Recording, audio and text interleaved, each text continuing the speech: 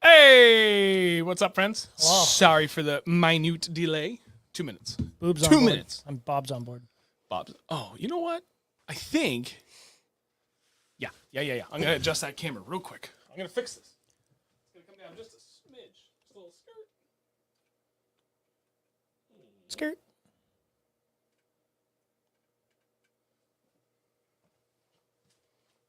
Oh man, what is this, amateur hour? You'd think after almost a year and a half of doing this, we would have everything figured out. No. Anyway, how's everybody doing? David, Chris, Ben, Bob. You know what? I really wish I had put on the other microphone. That's okay. I can make this work. I talk really loud. Need a spot to type. Got everything. Hopefully. Hey, Gordy. What's up, Gordy? You still wanted one, right, bud? I got to set aside a couple. We have very, very, very limited quantity before I make these things go public. Brian! Hey, friend. Newest member on the channel, too. Thanks, buddy. Oh, really? Yeah, that Sick. makes 3 members now. We have a lot of things to discuss tonight. That is one of them. Let me take this, make sure that's not making noise, do a quick little share, copy, boom, bada bing. Just, doing all the social. I can't see anything. We're live. Bing. Bong. Bing bong. Kill life. Post to the Facebooks. All right, there we go. Is good. Everything is good. Come on. Technology, I tell you. She's a real bugger. So, Brian, thank you very much for the support, buddy. Welcome to Regional Pro, as it says. Very much appreciated. I'm gonna move this. We're gonna do like multiple chats here. This is gonna be great. Got a lot of options. Too many words. So we're still using StreamYard for all these streams, which is nice because it just makes it easier for us to be able to like pin comments from people as we're going through this. So it's gonna be good, and it makes it look fancier in the end. I'm happy with it. Better be. It's like $50 a month to pay for StreamYard. Who else we got?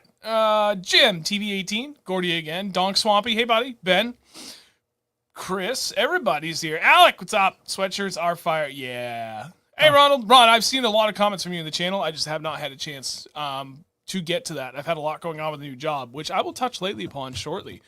Give everybody else a minute to get in here. And then, I don't know. And then. I had a very, very, very busy week so far. And last night was no exception because the new hoodies came in and t-shirts. So I had a lot of things to do to get up and running with just like photos so I can get these things on the website. There's a lot of things to cover. So yeah, don't worry. We're going to cover everything. We'll go 1 more minute, let everybody jump in, then we'll go. What's going on, John? E-Stack, Banana Man Shorts. Hey, buddy. What's up, Ron? Rhode Islander. Yeah. Hey, Mike. So actually, Hi, Mr. Michael. Mike Klassen is getting a hoodie from us. We're going to ship that up Yeah, to you Canada. asked me what my size was last night. Yeah, well, it turns out he's tall are almost you? the exact same height and weight as you. Oh, well, good. And you know what I sent to him? The same thing I sent to you, the Lord of the Rings meme. Is when a 6-foot person sees a 5'11" person. Hobbits are magical creatures. He didn't react to it, though. Yeah, I wouldn't have disrespected either. Mike. Seeing how many missed texts I have on my phone. Let's see here. It was good. 345 texts I haven't replied to. Oh, my God. Man, how many missed calls was that? 32. Oh, my God in heaven. Anyway. Hey, Chad. Don't try to contact me. I won't. I won't reply. My friend Chad, previous coworker, you suck with your new job and fresh shaved face. Lol, come home, I miss you. Sorry, Chad. Every new job has the same challenge where I would probably say 95 times out of 100, it's just a ton of information. We're all into it. Let's do a little personal side of life from both of us here. It is good. Real quick, we see Ben. Yeah, it is good to see Andrew back on the right side of the table. Bottle capping. Cheers from Maine. Thanks, buddy. Appreciate it. Oh, David. First trip of the year. Got a 5-pound, 12-ounce in the first buy fish on a jerkbait. Damn. Hell yeah, buddy. All right, on with the show. We have a lot to cover. So really quick, from a very high level overview, talk a little bit about personal things going on. Pretty much all of it's good anyway. But very, very time and energy consuming. Like I legit got woken up from multiple text messages going off my phone at 7:20. I fell asleep on the couch at 6:30. That was today, this afternoon. That's fun. So there's that. We're going to talk about channel memberships again. We're going to talk about donations and what we intend on doing with them because we like to kind of keep you guys involved and, let you know where that amazing money and support you guys gives us goes to. Because it's going in our pockets, but not really. Like everything has a planned purpose for what we do with it. Speaking of which, you guys got us that drone. Literally have not had one day yet to use it. Literally every day we fished has either been hellishly high winds or rain. I'm hoping that this weekend finally turns around. We could use that thing. Oh, that'd be sick. Dying to use that. And surprise giveaway. So if you guys remember, we had done a stream with David Roy on everything jerkbaits, right? And he hooked us up with some stuff to give you guys. We had the Jackal Rearrange 110 and then the Vision 110 Plus 1 Junior. Ooh, I like that one. So actually, we're going to... I got a rearranger right here. Yeah, them rearrangers are good. We're going to give these away tonight. Part of the little donation. Do a little raffling for you guys. Make it work. Help us support more things. It's going to be good. Yeah, Sunglasses almost down. And then we're going to talk a little bit about sponsorships as well. There's a lot. Okay, so let's get into it. Personal life. Personal life. I got a new job. I started on Monday. It has been very, very good. I have an amazing support team between direct supervisor, next supervisor up, my coworker who I'm technically replacing. He got a promotion to a different department. Yeah, no, it's still a promotion. I'm trying to think what his role is compared to what it was before. No, I know it's a promotion, but it's kind of like a lateral move at the same time. So my role is backfilling him. I don't like to get too personal, so I won't tell the company, but I can tell you right now that it's in the marine industry, and they make transducers, which is awesome. It's close to home, and I have a hybrid role as essentially just a sales engineer / account manager. And with this role, I get to primarily work in sales. I'm going to get some amazing accounts, companies you guys are familiar with, from the freshwater fishing industry side of things, which is going to be amazing because it's stuff I'm already familiar with and companies I love and use and I'm passionate about. I've spent a lot of money with. And then from there, I also get to assist in some of the engineering side of things because the majority of my career, I've been a mechanical engineer / project manager / engineering supervisor, manager, group lead. Like, I've done it all in my career at this point. God damn it, Mike. I was waiting till you saw it. That was great. Thanks, Mike. So, but like every new job, it's usually like drinking water from a fire hose. And that phrase has been tossed around a lot this week because that's what it is. It's not just me coming in like it's way more than just the company growing. The company's growing. I'm backfilling somebody that's going to another department that desperately needs them. They desperately need me because I fulfill essentially multiple positions with my knowledge, skill set, and experience. So it's just like, just go. Uh-oh, record. We forget again. Cool. So it's been good, but like literally no downtime. Quick lunch is my only downtime middle of the day. I come home and I am wiped. I've had a lot. So I'm exhausted, like mentally absolutely exhausted, but in a good way. It's just a lot of information to process. You got to learn all the acronyms and abbreviations and part numbers that people speak from working at a company for years, and you're trying to get caught up on that. You get thrown in the middle of a project, so you got to like try and keep up with a conversation where you have no backstory yet. It's a lot, man. So there's that. Andrew, on the other hand, is no longer dying. No. Just no. On the outside. I'm alive. I got really sick there for like a week and a half or so, yeah. Wasn't COVID. Was not COVID. I just had very bad headaches. My chest was full of schmutz and couldn't really breathe much. And I was out of commission for a few days. I did go fishing, though. I did pull it together and go fishing. On Sunday, that's the other thing we have to do is a quick weekend recap. It was good. Actually, technically, I have a lot of trips to recap, but all the other ones are going to be really quick because there really wasn't anything magical that happened. I had all of last week off. I actually had multiple job offers. I initially accepted the first. Then this one that I really wanted came through. So I, withdrew my acceptance of the other role, but then it kind of shuffled my start date off by a week. It was all good. I had a lot of vacation time left over from the company I just left. So I had all of last week essentially off for free with a little bit left over from vacation time. So that was nice. Drink. Easy. So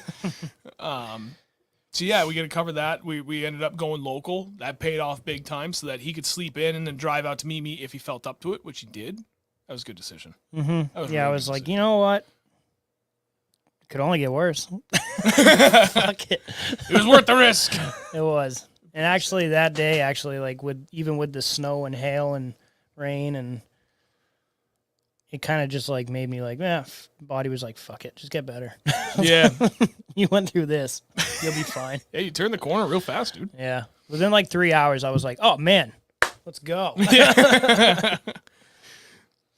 So, wait, we did the show last week. Let's do the weekend recap because there's a lot happening right now all over New England, thankfully, because we've had nice weather finally roll in the last few days. Mm-hmm. Which is why this topic is what it is tonight, because there's a lot happening, and you got to be on your toes. It's always important to be on your toes and look everywhere and be ready to make adjustments, not only day to day, but hour to hour with these like crazy nice warm weather snaps that we are finally having. So we'll dive into that. But so I know I recapped everything last week before last Wednesday's show. After that, I had Thursday off. I did not fish Thursday. Friday, John, owner of Wicked Custom Rods, and I went back to the 27-pound bag lake and didn't do so hot. I mean, we caught between 15 and 20 fish, but I don't think the biggest even like touched 2 pounds. Whoa. And that was John. Really funny thing. I was there with... Oh, yeah. DJ 3D_fishing on Instagram. Came down from Vermont, right? I thought I hooked into a fish, broke off my line, fishing a jackhammer on straight braid. And it broke off my line and my rod. I looked at him and I was like, I don't know if that was a fish or a rock, but I think it was a fish. My line's up, floating on the water. So we go to get it. I missed it. DJ lunges, grabs it with like just a little bit more than the width of his hand. And it shoots out of his hand, hits the water, and is gone. We're like, oh, crap, that was a fish. So look down, and you could see my jackhammer swimming away. And it was the funniest thing. We chased that fish for a minute, went like 50 to 60 feet away from the rocks that I initially cast at where it broke off, stumbled upon another rock pile, had no idea it was there, and fish buries himself in there, like absolutely throws the freaking brakes on and skirt and back into the rock pile, and I couldn't keep up. We lost sight of him. So we got there Friday with John, and I said, hey, there's a rock pile over here I didn't know about before. They might be a fish on there. So he takes his Ned rig, bombs it in. All of a sudden I hear him. He's like, oh, I think I got one. And I see his rod load up a little bit and then break free immediately. He's like, oh, I don't know what that was. And he starts laughing. He's like, dude, it's your line. I'm like, what? And I look over, and sure enough, there's my braid floating on the water. I was like, no. Tow motor on high speed. I'm like, hold on. Blast over, grab my line, got my jackhammer back. You should hang that one up. I really should. It's in my day box right now, just hanging. That was friggin' hilarious. Aside from that, like water temp moved up. Fish were still all stacked in the same areas. We're marking them like crazy in electronics. I take that back. The water temp had not changed until later in the day. We didn't get as much sun as we were supposed to, but by the time it did roll in, the lake jumped about 1.5 degrees. And all that did was like main lake points is where everybody was stacked, but like out 60 feet offshore. And it just took all that and condensed them up within like 10 feet of the bank. But they were all still in those same spots. It just like kind of made them more active and condensed them. And how many times we said that? You get these warming trends in the spring. They want to move up. They want to be close to those steep banks or quick transitions as the water warms up a little bit in the shallows. And the like last 2 hours of the day, every fish we got was like almost on the bank. So there's that. So Sunday, we opted to fish local here. So southern New Hampshire, on a lake that I had gone to now 9 days prior to this, and it was only 41 degrees. As of Sunday, just a couple days ago, it had jumped to 46 degrees. It's pretty good. One of the only ponds we fished where all of a sudden water temp has gone up. And I remember saying to myself, because Andrew slept in for a few hours and met me there, I think 2 hours after I got there. It's around like 9:30 probably. Yeah, I had my first fish on the spider jig.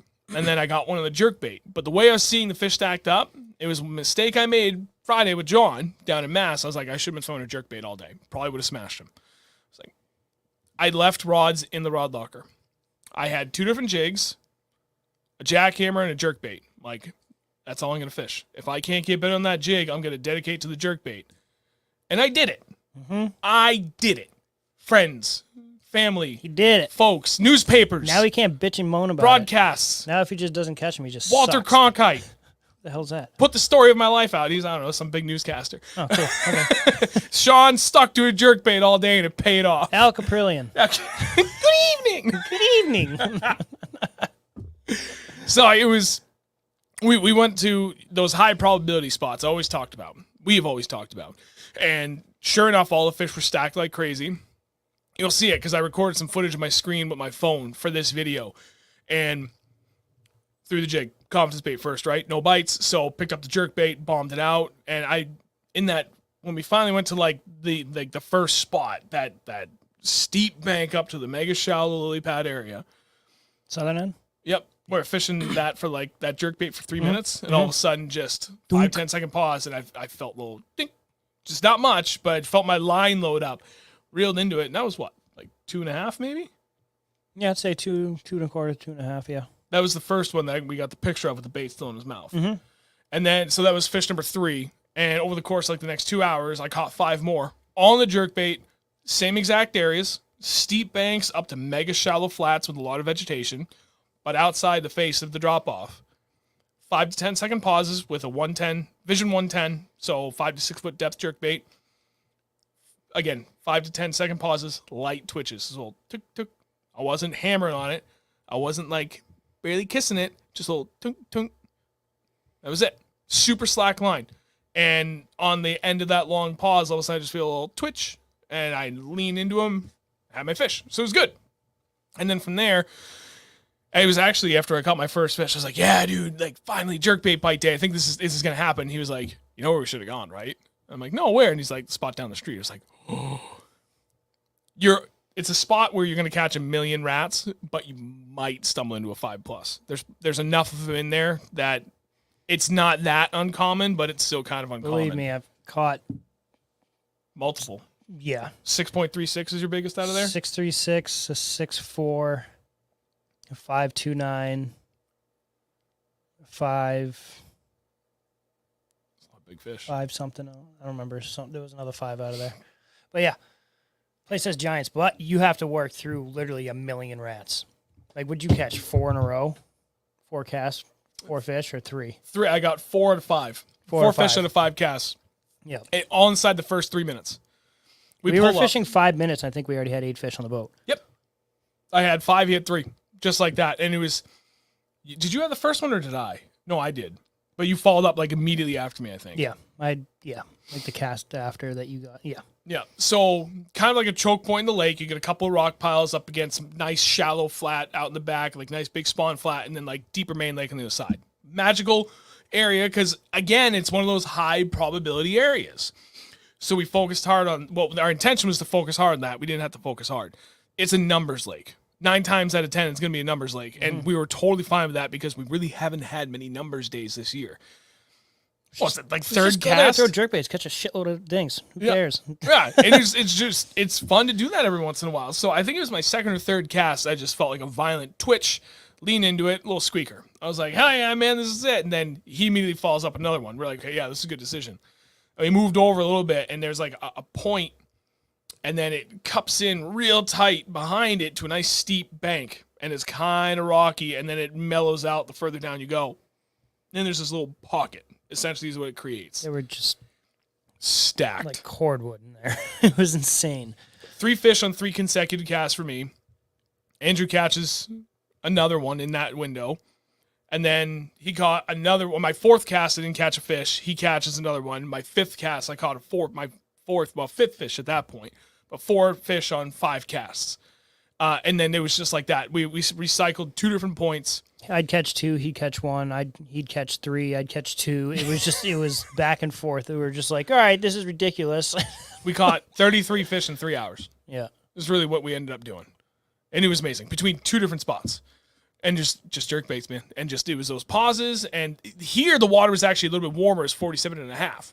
So right down the road, jumped a degree and a half. Makes sense. Smaller body water, shallower average depth. I think average depth here is we'll say what, 10 to 11 feet, Say like, maybe 12. yeah, an average probably 12, 13 feet. Which is where the other place is like 50 acres bigger and like a foot and a half deeper on average. And a little bit less vegetation than this second place. So that's it. So that I don't like to try and spend too much time on weekend recaps because I don't want it to sound like we're just sitting here, like hyping ourselves up or anything. But it's much more important in this context because of the topic tonight where we're going to talk about springtime adjustments. So it's all very important. It's all relative. And it paints a clear picture as to the things that we're seeing and making adjustments to so that we can have the success that we had. But all in all, it was a good day. So you caught 18 at the second pond, and I caught 15 at the second pond, and I caught 8 at the first pond. So I had a total of 23 on the day. He had 15. No. I don't know. We had a bunch of fish. No, sorry. You had 18. I had 15 plus the 8. Right. So 18 and 23, we had 41 fish all in one day. For over like 10 hours of fishing. So first place was pretty slow, but it was good. So yeah, man. I'm trying to think of how we want to parlay that. We got, okay. So backtrack here for a second, but first to the chat. Hey, David, thanks for joining. Any bass addict. South Jersey, what's going on, buddy? Glad you could join us. Good day of fishing today. Caught 3 nice fish, definitely pre-spawn. Hell yeah. What were your water temps out there? Here we go. More. Had a hit on my brand new grenade gill from iLude. Missed them. Threw a swim jig behind it and caught her. 4.2 pounds. It was dope. Thought I lost her for good with the grenade gill. That's awesome, man. Damn. Happy for you. Ben, this is where I'm thinking. Off on the far point. Yes. Yes, yes, yes. I know where you're going. Yes, absolutely yes. Hey, Cass North. Hey, buddy. Thanks for joining. So, one of the other things that's circling back, a few things just to kind of cover for website and donations and everything. So first and foremost, for those that shared the stream prior to this, thank you very much. I didn't have a chance to circle back to all social media to see who shared and where, but for those that did it, because I know you did it, thank you very much. Greatly appreciate it. It's helping us immensely. I will reiterate that every single week because it's important. And we really do appreciate what you guys do for us to help us grow. Secondary to that, we do have channel memberships up. We were talking about Brian being our newest member. That makes 3 now, I believe. Last I had checked. We offer a bunch of different tiers. And with every tier, we give something back. It could be as simple, like at the lowest end, where you custom emojis you can use in the chat. Basically, like badges that we give you for the longevity of how long you're here. And then every tier up, you still get all those same things at the lower end, but even more. Private streams, one-on-one calls. Like, it depends on what tier you're at. But we have a lot of different options there for you. So if you're interested, you should be able to see it right there below the video. It'll say join. Or if you go onto the home page of our channel, whether it's on mobile or on desktop, you can go to community, I believe is the tab you want to look for. And more information will be there. So for anybody willing and interested, we greatly appreciate it. On also that subject, donations. 3 different ways you can do it. If you're already set up on YouTube that you can donate directly through here, by all means go for it. I know it probably makes life a lot easier and everything helps. However, they do take a big cut. So in the video description below, there's also information for Venmo and PayPal in which they take no cut. So however you guys are willing to donate, any amount helps immensely. One of the things we haven't had up in the last few weeks is a goal, which we've had since day one, because we didn't really know what we're going to put this money towards. And we were talking about this last night. And there's really nothing else we need to buy for like camera equipment, filming equipment, editings. Like, I mean, we're covered. Andrew's got his PC up and running and he's making shorts for us now, which is good. You still owe me shorts for that mega bag day. Yeah, did you send it over? I did. Oh, you did? I did. I sent it. That's my bad. It's one of the 300 missed texts he has on his phone. I asked you to, and I didn't think you did because you I did. You didn't say anything after. I did. I'll get my phone out and I'll prove it. I'll start those tomorrow. So the only thing that we determined that we'd like to do with these donations is use them to continue to travel. We're going to go to Champlain several times this year. Right now, we have a tentative trip planned for the St. Lawrence River. Right now, that's very tentative because, one of the people that I really wanted to go with might not be able to make it. And that would have been a big chunk of change to help pay for the house, plus gas, and it's just expensive to go up there. So I don't know that we're going to go anymore. But that's okay. Champlain's better. Champlain. Okay, yeah, I would say Champlain is better. Just from an overall thing. Like, there's so many different ways you can fish. Yeah. So we would put the money towards things like that, like trips. Like, if all of a sudden we find we have a couple $100 in donations sitting there, like, hell yeah, like Champlain now, like, it doesn't have to be just like a 2-night trip. We can make it a 3 or 4 night trip.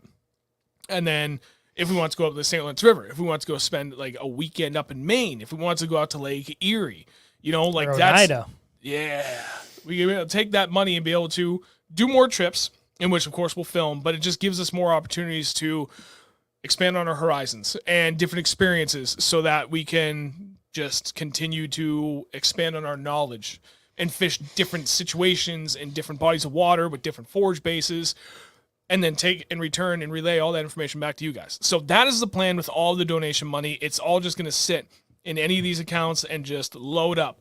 And, you know, we're just going to discuss like, okay, well, let's stick with the St. Lawrence River plan and we'll go from there. So that's the plan. Mike Klassen, absolutely, buddy. Borders open in Canada. I really, really, really want to go there this year. We should just go for a long weekend. Well, that's the plan. Right now I have the house booked for 5 nights, which is almost, I think it's actually 4 nights, which is great because then we get the thing is, I don't know if we'll be able to get work off for both trips. Would it be a matter of you wouldn't be able to because they need you there or just because of vacation time? So that's the other thing. Andrew has like next to nothing for vacation time, whereas I have a lot. I think I have like a week. I might have 2. I don't remember. I got to ask about that. Yeah. So donations like that makes it easier for him to travel with me. Whereas like I know I can go and afford it and I have the time off, like all the paid time off, but Andrew doesn't. I don't want to go fishing on these trips without Andrew. So that money really at the end of the day helps him more than me, because then we can be like, hey, let's go to the St. Lawrence and we can afford it and it'd be great.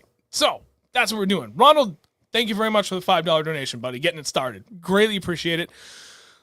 Yes, any plans for summer long sleeves in 4X? I'm 2X, but like big, even 3X. So yes, and I really wish I had the shirt available, but I don't have it right here, right now. Kyle's? Yep. I was gonna say you're not wearing it by any chance. No, no. So you've got those like long sleeve UV hooded shirts, like the ones we wear from FXR all summer. Those are phenomenal shirts. They're very, very light duty. But they have this type of like gray, like. I don't even it's almost identical to this. I don't even know how to explain what color it's pattern that is. Charcoal heather gray. Sure. So it's like blotchy kind of looking. Yep. So Mint Print Works in Nashville is the one that did all of our printing, which, by the way, they killed it again, as usual. They do our hats, t-shirts, hoodies, like all of it. So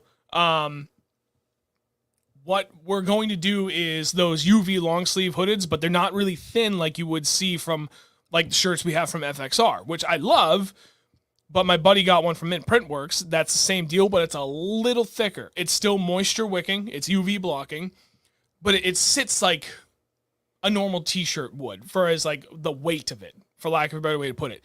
It is friggin' awesome. So that's what we're going to do next. After we sell out of these and all the t-shirts, we're going to keep moving through everything try and get through inventory. We're trying to do limited releases because, let's be real, this is really expensive. Between t-shirts, hats, and hoodies, I have $3,500 of my money tied up into this right now. So my wife is anxiously awaiting everybody to buy things. I have a ton of hats. I'll put a link to the store here in a second and then expanding on that. So yes, Ron, to answer your question, we're going to have them. Probably give it a couple weeks and we'll get that order done. I'll put out on all social media like a bunch of different color options. So we'll probably do like this gray with the color logo again because it just looks so damn good.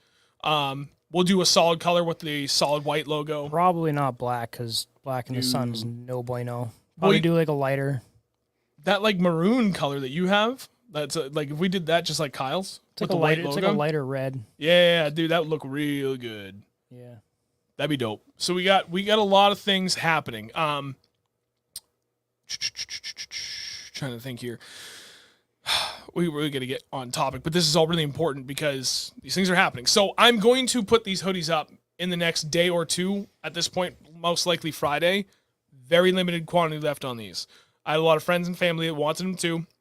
I put this all out on social media like 2 months ago, and there was only a certain amount of interest. So I got everybody that said they wanted one covered. So if you said that, don't miss out on this because I only got enough to cover everybody that said, yes, I will absolutely buy one, plus like 10 more total. All the mediums are gone. All I have left is large, extra large, and 2XL. I was supposed to have 3XL, 4XL, and 5XL. Unfortunately, there was a miscommunication with the order, and none of those came through. So this is it. This is a one-time thing for these AFCO hoodies until next winter, basically, next fall. So if you want one, jump on it. If you don't get one, I apologize. Don't worry, we're going to have tons more stuff. We have tons of hats left. We have T-shirts, literally the same thing. So black T-shirt with the white logo. I had it on yesterday. Oh, did you? And then gray shirt with the colored logo. I have tons of those. So if you want a T-shirt, by all means, we're going to make that happen. Those will be on the store as well. There's tons of things we're going to have going. Plus, again, all the hats are there. Give me 1 second. I'll go ahead and I'll put the link up on the website. My phone is absolutely blowing up. There's a lot going on.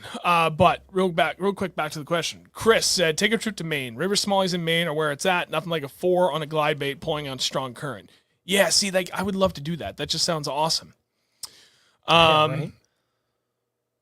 Let's see. Hella bass. Yeah, long sleeve hoodies are for life. Yeah, dude. They really dude, are. I wear them as soon as it gets warm enough. Like pretty much now, I'll wear them like normal shirts. Yep. Honestly, I wear them all the time. They make a world of a difference in the summer when you're out fishing in the blazing sun. I love them. It's great. I have more sun shirts or sun hoodies than I have normal T-shirts. Mm-hmm. I have like 30 of them. They're great. Any bass act. I love that olive green Beast Coast hoodie Andrew has. I have the same thing. I love it. I would actually love to do that in a long sleeve, that color if we could, with a white logo. But the other thing is too, I can do be a little dark.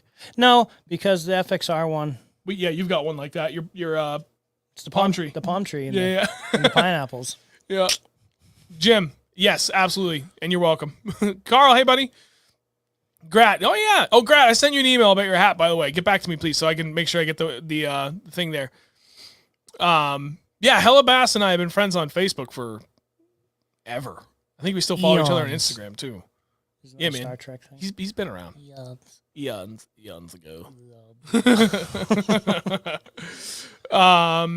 South Jersey was wearing long sleeve sun shirt today. It's mainly all I wear when fishing. Way more comfortable and breathable. Oh yeah, dude. Like we were just saying, it's absolutely the way to go. You're gonna love it. Yep. Yeah, Carl. Unfortunately, there was a miscommunication with the order, so we don't have the big boy size AFCOs for this order. I'm really sorry. Any bass addict black logo on the dark green. Ooh. We can probably do both. Bring back the old Navy days. Yeah, I have an idea. All right, I like it. Hey, Ferris, thanks for joining. Bass Fishing Discord gang. Yeah, exactly, buddy. All right. So there's all that. We got to start talking about things. But what else do we have left? That covers everything for social media and the store. Oh, let me put the link on the storefront really quick. You read any other questions. All right. I almost just shucked my keyboard. Ate them all. Ate them all. Yeah, sorry. I need this for 1 second. Go away. No touchy. Fire. I read the last one. Fire. Where the hell's the store? Hey. What's up, John? If you guys haven't been fishing jerk baits, let me tell you. What color were you using? You were using the was it that one? You weren't using a re-range, were you? No, I was just using the Vision 110 Vision and 110 GP Pro Perch. Yeah, dude. Anything perch right now, if you got perch in your ponds, wait, this is the bluegill one though. But that'll work. That color right there. Ooh, money. Get out there and throw these things because you're going to get on them. I've seen a lot of people recently catching a lot of big fish on jerk baits. Anywhere from 4.5 to 7.5 pounds. What's that? Who's that? Is he British? British? Is he British or is he? Where the fuck is he from? Who are you talking about? That dude I was talking to at the expo for a while, at the New England Expo. The British. I keep forgetting his name. You're going to have to help me out here. We talked to a lot of people at that expo. I can't remember who it was or when you were talking about it. But he just caught a 7. 1 second, sorry. Figure you do. Wait, what the hell just happened to this? Oh. Oh, no. What? Oh, no. What happened? Sorry. Yeah, I sent you. I sent him this video he's now just seeing about a week later. Wait, no way. Did you really? Yes, I really did. Go ahead. Keep going.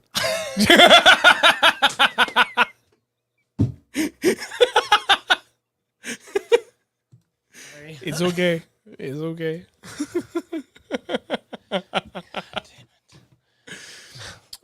Footy fan, we're going to have the hoodies up not tomorrow, Friday. I'll have them up Friday. I still have to get the whole Shopify storefront done, which I'm going to start tonight, and I'll finalize tomorrow. I need to figure out, my wife went out to the store and bought all the materials for packing these things so we could figure out like weights and what packages will fit, because like a 2XL hoodie, kind of hard to figure out what package that goes into, and then like I have a scale so I can figure out how much it's going to cost, but I have to estimate it based on like how far it might go. So pretty much I kind of based it on like the furthest reaches of like, we'll say like the very western end of New York, and then kind of base all my shipping prices for one flat rate from there, because I can't calculate it. There's another way to do it. Whatever.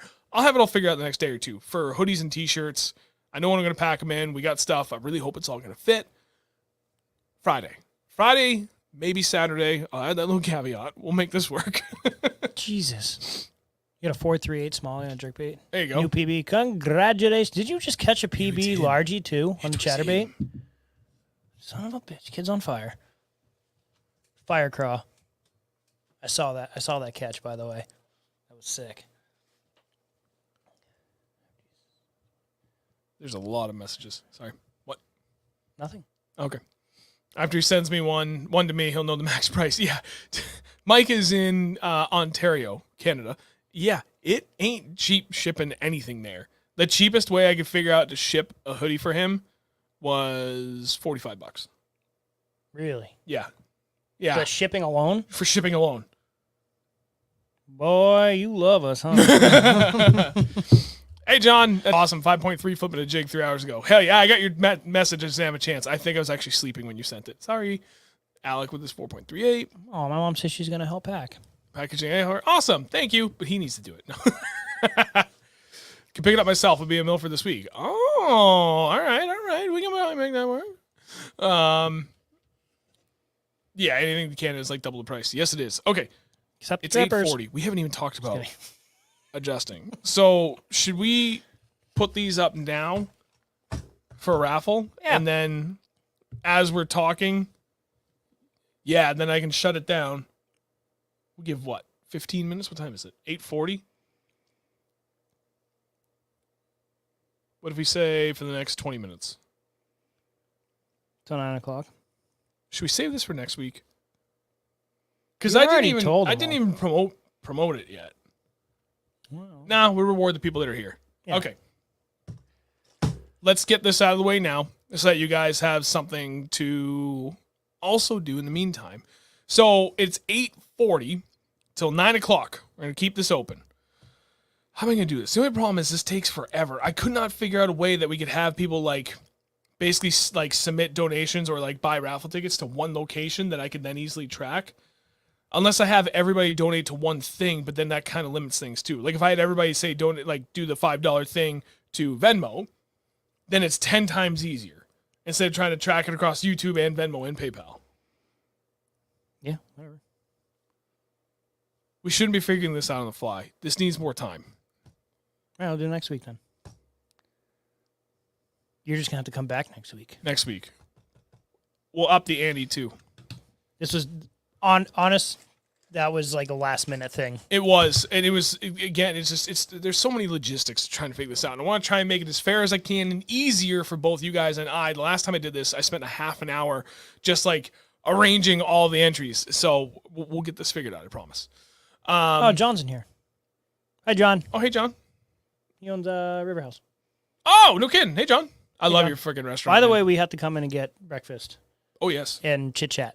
If we go without my wife, she's going to be really mad. That's fine. Just kidding, Chrissy. Just kidding. Hellabass. I had a guy from Australia win a tackle giveaway. Cost me $70 ship. Ouch, dude. That's crazy.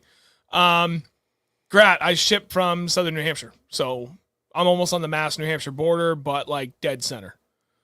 So it ain't cheap. Well, I mean, all around New England, anywhere Like hats end up costing me almost $10. I think t-shirts are going to cost like high 8s is my guess. Hoodies are probably going to be like $12 because a lot of it's based on weight, and I have to use my own packaging. So because I can't find a flat rate box that fits pretty much anything I sell except for t-shirts. It's a problem, but I found workarounds for it, so it's all good. Sweeten it with a bait sanity. Yeah, no, not until I get mine back. Oh, John, gift card right here. giveaways coming soon. That would be friggin' awesome. Yeah, I love that. All right, let's get on topic. Okay. So Fishing. My wife said, "You're so mean. Give the people the bait." We could just give one away. We'll give one away. We'll just no donations We'll do a necessary. random, If you random guys, number generator. we'll do it in like 10 minutes, okay?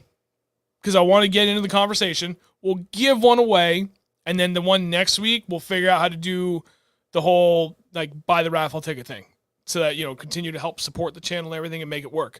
David, you're still here. Which one should we give away? Probably the Jackal. The 110 or the Jackal rearrange? The 110 plus 1 junior or the Jackal rearrange? Oh my god, no way. Yeah, no, dude, that thing is I have that. And I'm going to throw the hell out of that for them smallies. Yeah. And it's going to get chopped. It's going to be great. Raffle. Ferris, if I don't win, it's rigged. Do it. That means you can buy 5 more. Worst part is I haven't seen comments. Hella best. That's like the hardest part about doing giveaways. It's you end up with like, a great influx of viewers and stuff, but like most of the time, a huge chunk of that is just people coming in for the giveaway, and then you never see them again. Right. So it's unfortunate, but it's part of the game, but you play with it, right? It is what it is. It's just part of the game. All right. David says rearrange the Jackal. Okay. What color is the 110? You don't know. You got to come back next week. Yeah, that one's sexy. It is. It's beautiful. This right here is the one we're gonna give away. The Jackal rearrange 110. 110. This is, I believe, a 5 to 6 foot model. Pretty much all 110s tend to be that. It's gorgeous. Oh, we'll dive about 4 feet while making a high pitch rolling action. And don't be afraid of this noise. I can't get it to do it. It's a half ounce. It's 4.3 inches. Dives about 4 feet. Oh, it's violent. It literally will sound like you're breaking your line every time you cast this thing. It's insane. If you look inside there, I don't know if you can see or not. I don't know if it's going to focus on my hand. But there is a weight with a magnet. And when that weight separates from that magnet, it shoots to the back of the bait so fast it sounds like you break your rod every time you cast it. It's terrifying, but it's fine. It is meant to do that. Literally every time I hear it cast, it sounds like he's breaking his shit. Crack! Oh shit!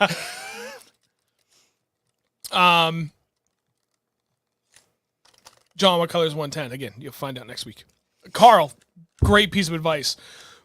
If you include a flyer in with your hoodies and t-shirts, you can classify it as books. Huge discount in shipping through USPS. Thank you. I will absolutely look into that. That means I have to get flyers printed, but those are cheap. That means we got to make something. That's okay. All right, let's do the giveaway and then let's get into the topic. It's already 8:45. We barely talked about anything other than what we talked about during the weekend report. So, all right, we have... All right, give me 30 seconds here. It's 8:46. Ronald Leader, yes, it is a 110. Jackal rearrange 110. It's half ounce, 4.3 inches, dives to about 4 feet. It's the Secret Shad 2 is the name of the color on it. No, David, you're not allowed to win. You won in our hearts. You technically won because you're coming fishing with us on Saturday. So there's that. You got the best prize. He's coming with us? Yeah. What time? Well, you're going to have to come meet us because I'm going to be out there with him before we go to work. Oh, yeah, true. All right. I don't know. We got 59 people watching. 1 through 100? Or a little tighter. 1 through 75? Yeah, 1 through 75. There's 60 people here, so yeah. Okay, 1 through 75. I got 846 on my phone. Oh, 847. Okay, so till 848. You got 1 minute. 1 through 75. Pick a random number. Go. And then I will do the random number generator, and we'll pick a winner. To win this, I'll have it in the mail tomorrow. One number. South Jersey, one number. Stop it. You get 65. 69 every time. Big 69. It's hilarious. Irad, guy. Hey guys, subbed last week. It's nice to have more local info for what the fish are doing and whatnot versus everywhere else in the country. Well, thank you very much. Greatly appreciate it. Dan, thanks for joining, Fran. Hey, Dan. Dan's always here to support us because he's the best. Dan's the best ever. Ben, send a catalog of your social, shop, and maybe even elaborate the tiers and flyer. See, now there's a good idea, Ben. Think with your head there, buddy. It's going to be a picture of me, just a selfie. Yep. Hi. Chad said 22. Did anybody else say 22? Chad, you got beat on that one. Sorry, buddy. Pick another number. Where? G Hayes. Oh, yeah. Guys, make sure when you're picking your numbers, circle back and make sure nobody else picked it. I think it's already been a minute. I'll let it go another minute. 8:49. Dude, Grub has been on a tear catching those carp. 24. Yeah, I know. They go everywhere for those things, too. Yeah, I think he's on like a week-long trip all over the Northeast. Did I see 24 yet? Does Chad have 24? I think Chad has 24. 24 is off limits. I see a 25 and a 22. I didn't see. Okay, yeah, Chad, you're good. Chad's got 24. Almost eight. Almost time. Almost. There we go. I put it in the chat, Chad, for you. That way it's easier to keep track. Get your random generator. 8:49, it's closed. Oh, Brian got in with a buzzer beater. Hang on, let me write it so nobody else closed. Okay, talent. Okay. Hello, my dude. Mahalo, my dude. Mahalo. You ever watch 26. that? No, Dan, stop it. You ever watch that channel? It's pretty sick. Olo, my dude. I don't know. It's no Mahalo, my dude. Mahalo. Oh, okay. His mountain bike YouTube channel. Oh, for It's real? wicked sick. They go all over the world. Nice. All right, Dan Miles, did you already get a vote in? Okay, Dan's in too. Okay. You guys are killing me. You guys are done. We went to fish Tyler Williams from Maine. Good luck on the gym. Yeah, I hope Tyler has a really good one. Olo like Megamind. Oh, man. Oh. Drew, what's up, buddy?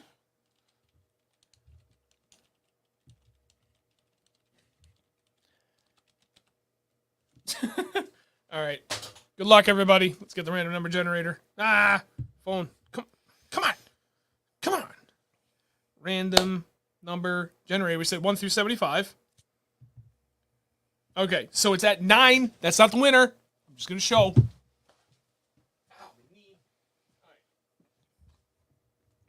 Oh, hang on. I need to see like the live. Where's my mouse? This is really hard. There it is. Focus. Hold a little further away. I ain't helping. Making it worse. You guys can see that. Whatever. So 9 is what was already there. That's not the winner. 69. Pick 69.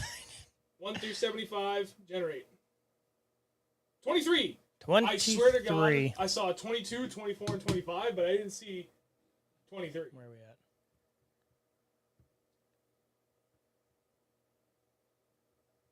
Oh, 32. You had the wrong one. There's 22.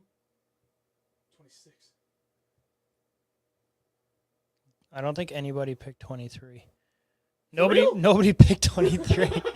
The only number. There's 21, 22, 24, 25, 26. That's crazy. Okay. We absolutely sure?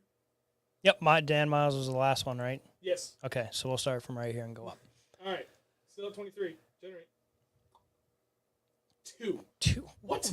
Well, What kind of random number generator is this? random one. I will laugh so hard if someone picked 2. Nope. Who's texting me? Stop it. Still says 2. I didn't see a 2 anywhere. I wouldn't. There's think a so. 3. Oh, Brian. Someone gets there. All right. Generate again. Still says 2. Bingo bongo. 55.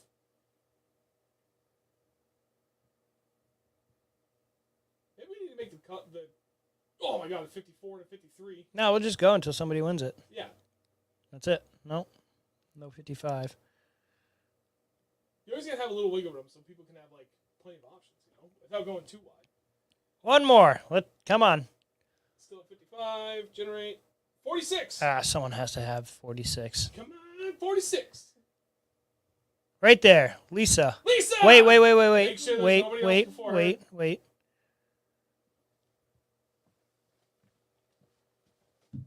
Yep. Lisa. Hey, Lisa, congrats. Lisa, you already won her. Haven't you won from us before? She has. She won a rod when Nate donated a bunch of rods to give away. And she Maybe was you got our a jerk first bait rod. membership supporter on the channel, too. Couldn't have happened to a you better deserve person. it. Absolutely. Thank you very much, Lisa. That is yours. You are now the proud new owner of a Jackal Re-Range. Re-Range in the color I already forgot the name of. So there's that. Later, Hellabass. Thanks for checking in, buddy. Appreciate it. Secret Shad 2. Secret Shed, too. Okay. Good stuff. Congratulations. Ferris, clap. Who messaged me? That was multiple texts going, Chad's 22, 24, 23. Oh, my goodness. All right, let's talk. See you in the channel. Oh, yeah, there you go. Hellbass. Okay. Russian collusion. Russian collusion. All right, let's talk about springtime adjustments. Now, we've literally been at this for 50 minutes, and we haven't really dove into it. Do you want to start with this? Fishing. You want me to start with this? What did we do? I don't even know how we're going to go. Well, let's kind of start from like a high-level overview for all of this. Oh, hey, Talon. Thanks for joining, buddy. It has been a while. Glad you stopped in, though. What? The hardest part about fishing this time of the year, especially in the north, doubly especially so for the northeast, is all of our wildly inconsistent weather. So you'll get a couple of days of warming and then all of a sudden cold front. And then like 3 or 4 days of consistent weather, but not warm enough to really shift anything. So water temp really isn't changing. The fish kind of get in this weird funk where they're like, come on, get warmer. I really want to go up there. It's nice. It's shallow. It's supposed to be warm, but right now it sucks and it's cold. I can practically feel the warmth. Right. And then they just kind of get stuck. And all of a sudden, you get one really warm day and just they blast to the bank. And then they'll hang there. But then you get like 3 days of consistently warm weather, and then they back off again. There's a lot of ever-changing conditions this early in the year, and a lot of that plays into so many different factors. Like the water can warm up too fast. Yep. And that will shut them completely off. They won't bite anything. And I think I've been giving a lot of thought about that because I was talking to David today, and he kind of found that where like he wasn't. Whoa. Go Fish Dan, Elite Pro. Thank you very much, Dan. Damn, Greatly man. appreciate the new member. That's Thank big you. time. That's huge. That's big time. You That's get everything. Great. Hey, Bob. You get it all. So when you get those really rapid warming trends, like you said, it can shut them off just as much as a cold front coming through. And I've been giving a lot of thought about that. Like, okay, what happens?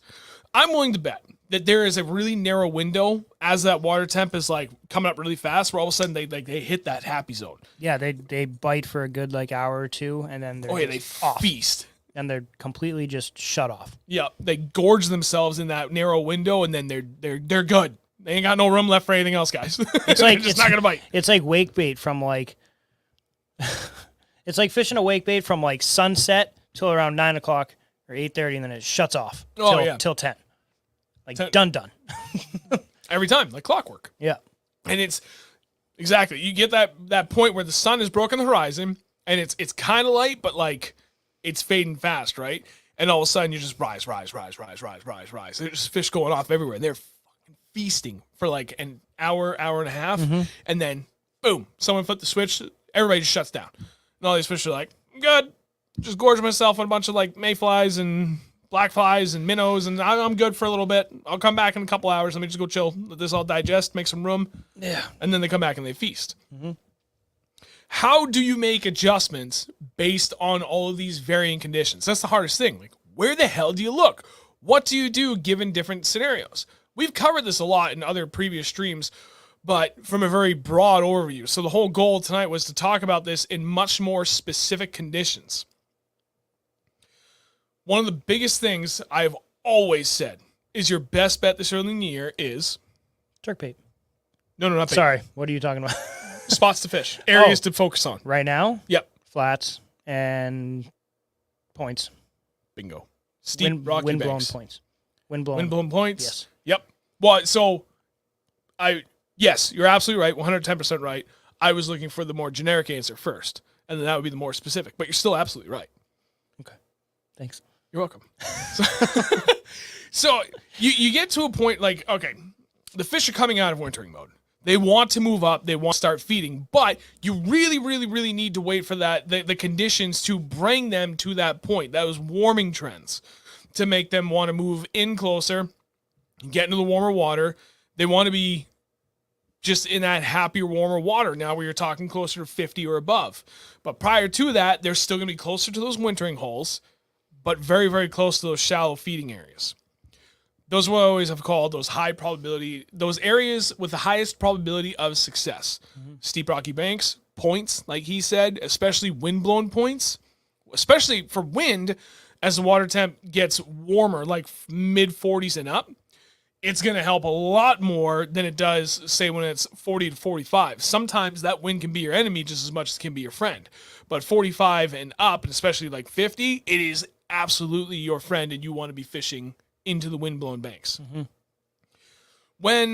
Let's talk about what just happened to us this weekend, right? We had mid-40-degree water temp, and it started slowly climbing just by about a degree by the end of the day. Mm-hmm. What did we see those fish do? We talked about it earlier. Let's reiterate it. They moved way up.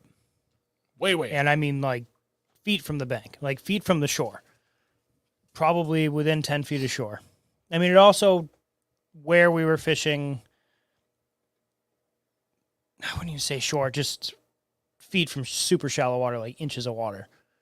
They were in anywhere from 8 to like 3 feet of water. And when we were earlier in the day, well, I mean, you were there a couple hours earlier than I was, so I didn't really see what you were seeing that early. But when I got there, we were sitting in 15 feet of water, 12, 15 feet. Yep. There was bait stacked everywhere, and it goes from 12 to 15 feet, and then it just goes straight up on this bank. And they were right at the foot of that, just waiting for that water to come up, I don't know, half to a degree, and they were going to move straight up onto that up onto that bank. And that's where we were getting them. The second spot we went to, the water was a little warmer, like a half degree warmer, right? Or a full degree warmer. No, it was 2 degrees warmer there, wasn't it? Just about, yeah. 2 degrees warmer. And they had moved up onto that bank. So we spent most of our time fishing. We were sitting in about 8 feet of water, casting up into about 3 to 5 feet and bring it out, and they were hitting it. They were sitting right on that bank. Oh, Dan wants a sweatshirt. Dan does want a sweatshirt. Dan's going to get a sweatshirt. Yeah. Sorry, I was just pinning his comment for his amazing support. Dan and Ben's Tackle Shack have been our biggest supporters. Oh, yeah. Like, by far and 100%. Yep. Absolutely. Closely followed by Luz. Not even closely, but followed by Luz. And then Beast Coast. They've all been phenomenal people for us, but Ben's has been our number one. Without you guys and Ben's and Dan, we wouldn't have any of this stuff. No, we would that not. Camera that we're looking at. Yep. The Stream Deck. They've been instrumental for us. Anyway, sorry. Fishing. We digress. You were talking about jerkbaits in shallow water. We were pretty much, the way I was doing it was I was casting up. I was trying to get it down so it was just sitting above the grass. Because I was getting it down a little too far and I wasn't getting bites. And as soon as I got it down enough where it was just sitting above the grass and letting it sit there, they were coming up and hitting it. In 5 feet of water? Hard to say, but I would, anywhere between I would say average depth we were catching them in was 5 feet. It could have been 8 feet, 3 feet, but that average depth, they were in that area in a roughly around 5 feet.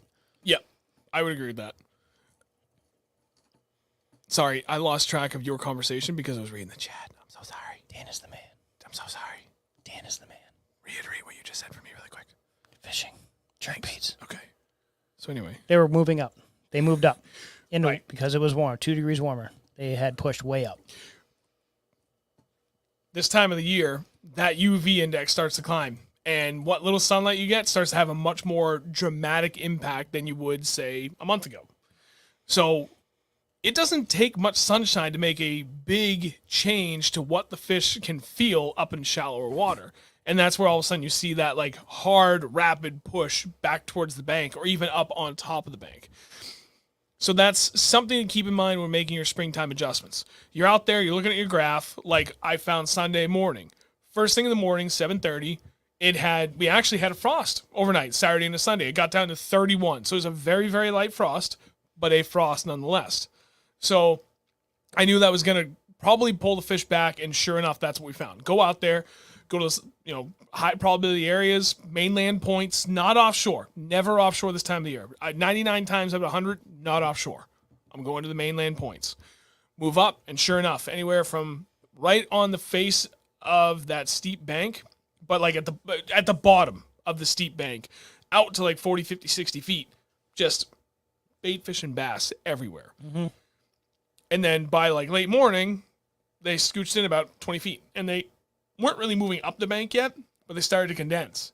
And then by noon, as that light penetration really started, cloud cover started breaking, the sunlight had a chance to do its thing. At this point, it doesn't take much for it to have a dramatic impact. Boom, an hour of sunshine, and they went from, condensed to within 30 to 40 feet of the bottom of the bank to on the damn bank. Yeah, by 2:30, we were catching them on the bank. Yep. And we've still marked some fish out a little bit deeper, but I think at that point it was primarily just specific species of bait fish that still like a little bit colder, like crappie. And that giant perch that I caught. And the giant perch. I forgot about that. The thing was huge. It was a tank perch. It was probably close to a pound. So that's one thing to keep in mind when making an adjustment for these warming conditions, right? We've had pretty consistently cool weather, and all of a sudden you get that first warming trend. And like that very first day of that much warmer than average temperature, you're still going to be looking a little bit offshore, but be prepared to move up fast and really focus on points that have a sizable stretch of shallow water at the top of them. Really steep banks in general, they're still going to have them, but really steep bank that leads to a continued steep bank with a shallow flat on top is also really good. Mm-hmm. It was funny because Kristen was texting me asking where we were Sunday. So I told her where we started. She's like, you in my spot? Yeah.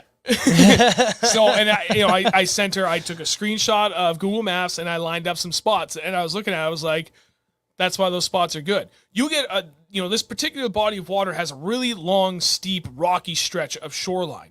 And up at the top, it comes right up to the shore, and you've got this like 2-foot shelf where it's still like 2 feet deep, maybe 2.5 feet deep. So it's not really that shallow, and that area for them to be shallow really isn't that big. But it's only like 500 or 600 feet of that stretch coming all the way down to the point where you're catching them on. And all of a sudden that point comes out like 150 feet from the mainland. And up on top, you've got 3 feet of shallow, muddy, weedy water all the way to the bank. That's what makes that stretch of steep rocky bank so good and productive in a high probability spot, because it provides exactly what they want. Quick transitions to shallow water if it gets a little bit warmer. Or if it shuts down and gets really cold, they just, boom, 30 feet and they're out in the deepest part of the lake. But they can work that whole transition and stay in that happy depth, go down a couple hundred feet, and now they know, like, oh, wow, the water, like, they can feel it, right? Water temps come up a degree or two. It's getting really close to where I want to be up mega shallow, because that sunlight is going to warm it up another 3 or 4 degrees. So they just kind of keep sliding down that bank in that happy zone, that happy depth at the temperature that they want to be at. And then, boom, all of a sudden, they can just shift right up on top of that shallow flat. Positioning yourself in those areas that you can take advantage of everything in the shortest amount of water you can possibly find, you're going to have the most amount of success. So let's continue on. Now we're talking like what we had since Sunday. Monday and Tuesday here in New England has been gorgeous. Oh my very, God, very warm weather. I really wish my boat was registered. I would go out. Oh. Yeah, you kind of missed out on Monday. I know. That would have been amazing. But so now, okay, Monday. Now we've continued that warming trend. Average temp jumped, 20 degrees? Yeah. It was almost 70. Oh, yeah. So where are you going next? If we were going to go right back out Monday, based on everything we found, where they went from 40, 50 feet out from the bottom of the steep bank to the bottom of it, and then they slid up on the face, but they weren't really up on the flats. Now you have another 20-degree warming day. You have a lot of sunshine and still fairly consistent wind, but not hellishly windy. What's your next step? What's that next change you're making? I would start working hard structure like timber and rock piles, shallower rock piles. You can still probably find a couple out deep in the rock piles, but 99% of the best are going to be pushed up either on the bank, on the rock pile, on the rocky banks, or up on the timber. The big, probably. I usually get them on the bigger timber, big fat logs, something that's really going to hold a lot of heat. Yep. That or even like you call them the lily pad stalks, the lily pad, whatever the hell. Yeah, we just call them like dead lily pad beds. Yeah, all the stalks are laying down from the die off in the previous season. Right. Yeah, look, they can be up in that too because that's usually a darker bottom, which will warm pretty quick, especially with clear water. They'll be stacked up in there too, especially if the water is like upwards of like 50, 55. They're going to be pushed right up in that stuff. Oh, big time. Mm-hmm. Like 27 pounds, big time. Yeah, and you don't even need to be as warm as you just said. I don't. Now you're only talking low 50s. As soon as all of a sudden you get to like 51, 52, they're going to move up. Yeah, fast and 50. hard. If you're hitting 55, just start working the timber on the bank. If you have it, you can. You can still go out. You can take a jerkbait still, go out over like 7 feet of water with grass and crack this thing. Give this thing a workout, and you're gonna hammer them. Especially if you're marking bait or just seeing it. Shad in here? No, we don't have shad. He's talking to John about shad. Okay. Pretty close to where John fishes. He has them. Because you're talking like if you get down to Cape Cod. Because like you get the alewife, shad. though. Is it shad or is it alewife that run up? No, it's shad. I don't know. Herring. Herring. Thank you. I don't, man. Once you get closer to the Cape, you run into those kind of forage like that. That's where like I don't really think have shad the experience until and like knowledge that we need. I don't think shad until like anywhere out of New England. Anywhere where there's actually like good bait, it's just like don't include New England. Yeah. Hey, no, don't be disrespecting my perch and smelt. I'm not. I'm not at all. Chad, thank you very much for the $25 donation, buddy. Appreciate it. Thanks, dude. Appreciate you. Got a lot of things going on here. Yeah. So that's spot on. When you get that next day of a warming trend, I don't know why I'm picking that up. Move up further. They're gonna continue to push up and up and up. Now, extending further on that, what happens if you get all of a sudden like what we kind of had the last 2 days, where it's really warm, really fast? We lightly touched upon this earlier, where you've got like, essentially we had a week of like mid to upper 40s. And we had that one first day where it got to like mid to upper 50s. And then 3 straight days of close to 70. And 2 of those days were very sunny. All of a sudden, it's just, you got a spike. That first day is not too bad to the first half of the day. But then the second half of that day, it's like, okay, you've got great light penetration. You've got light wind, so it's not really churning everything up. And like giving a chance to that shallow water just to get full sun penetration and warm up fast. And then you get a second day of it, and it's just that quick ramp up. I feel like that we talked about this earlier. That window where they're going to be up in there all of a sudden shrinks dramatically. Yeah, they'll move up quick and they'll move right back out. They're like, too hot. Don't like it. Is that what you said? Yes. Is that what you're saying? Okay. Yep. I was hoping that's what you're saying because I wasn't listening for half of it. We're professionals. But yeah, so and then at that point, okay, what's your next move? You still got to look shallow because all the conditions want them to be up there to an extent, but you may just have missed that feeding window where they've already gorged themselves and they're just like, yeah, we're good. We've eaten our fill. Water's still relatively cold, so metabolism isn't still quite there yet for their like ripping through food, but they're getting close. Their metabolism is still pretty good, but not aggressively like you would see like immediate pre-spawn and post-spawn.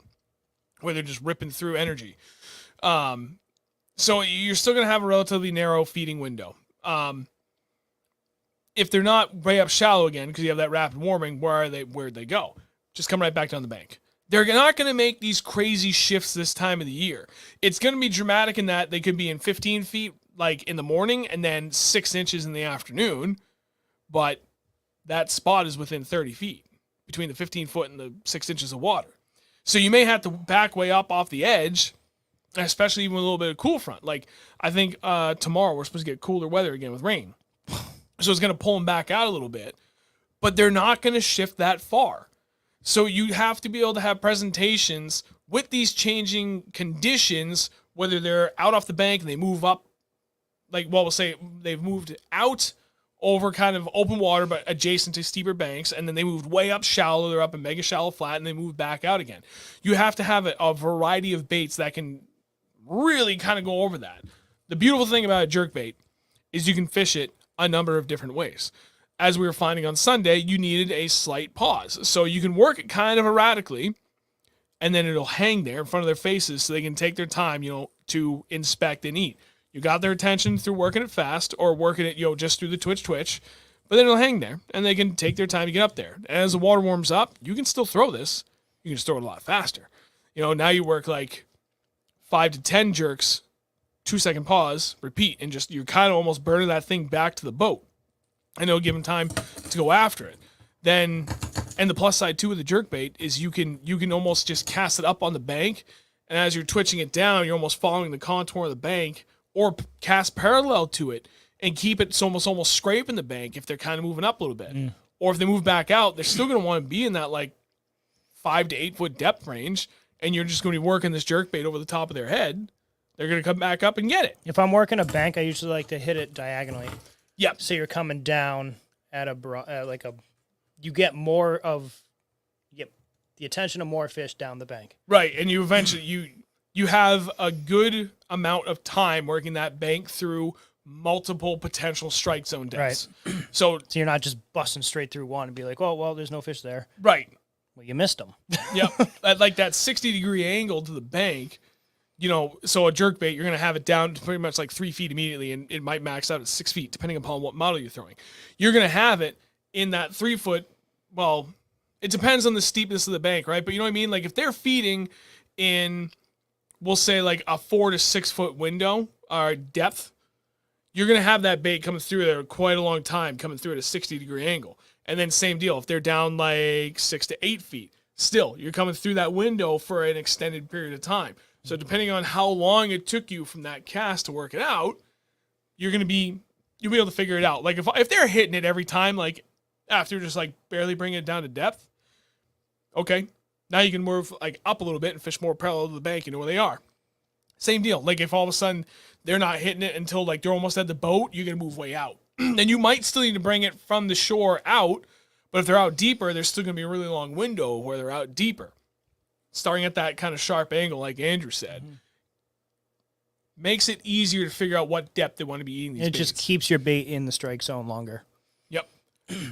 We've talked. It's actually easier to find the strike zone doing that too. Yep. Because you're not, like I said earlier, you're not just busting straight through the strike zone and missing it completely. Right. Spot on.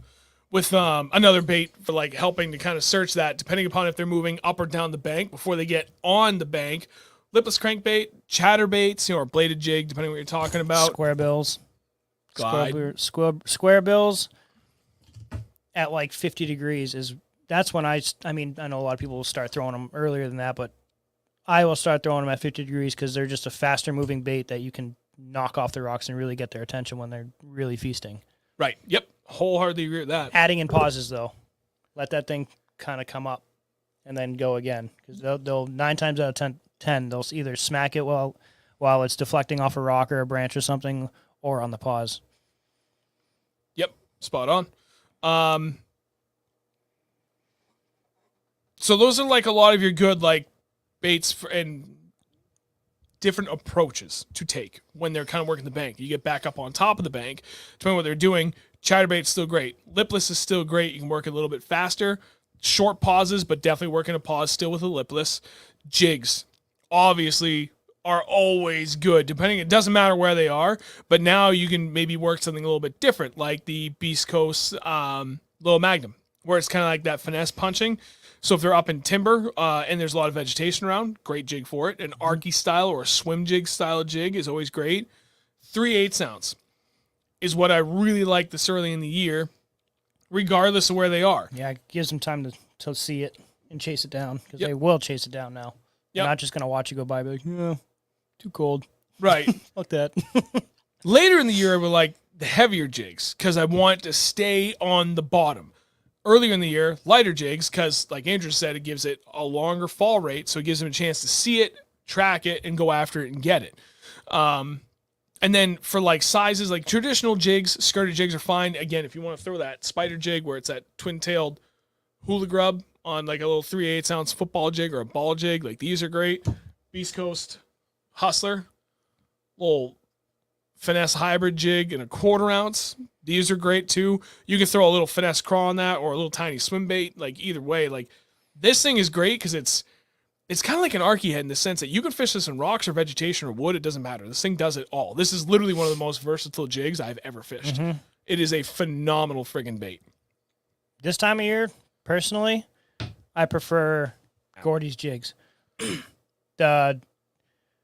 His football jigs. Yeah, It's like yeah. was it a 5 5/16 16 ounce tin bismuth head, but it's like the size of like a 1/2 ounce head, but it's a lot lighter. Obviously, it's a little heavier than a 1/4 ounce, and it has a big skirt, so it's a big profile, falling slowly. Falling slowly, well, at a moderate pace. And then when it hits the bottom and you drag it across the bottom, it's making a lot of racket, and they're looking for that type of racket. Yep. Well, and then the other thing, Sharon, we had him on for a stream last year. He's based out of Massachusetts. He made a really good point about fishing a tin bismuth jig versus a tungsten. Tungsten's nice because it's very high density metal, and it makes for a smaller profile head. Sometimes it's not good. Tin bismuth can be good, especially right now. We want a slower fall rate because it's a much bigger profile head, so it has more displacement. It's going to help slow its fall rate just a little bit more, and sometimes that can be the difference. So that's something to keep in mind when you're looking at your jigs. Going tungsten isn't always great right now. No, I do prefer those. This time of year, I do prefer the bigger profile, lighter jigs. Yep. With a big fat trailer on it. Not super long, like short and just chunky with big fat going down. Big fat Yep. legs. Oh, yeah. Claws, fangs, feelers, Inappropriate. wigglers.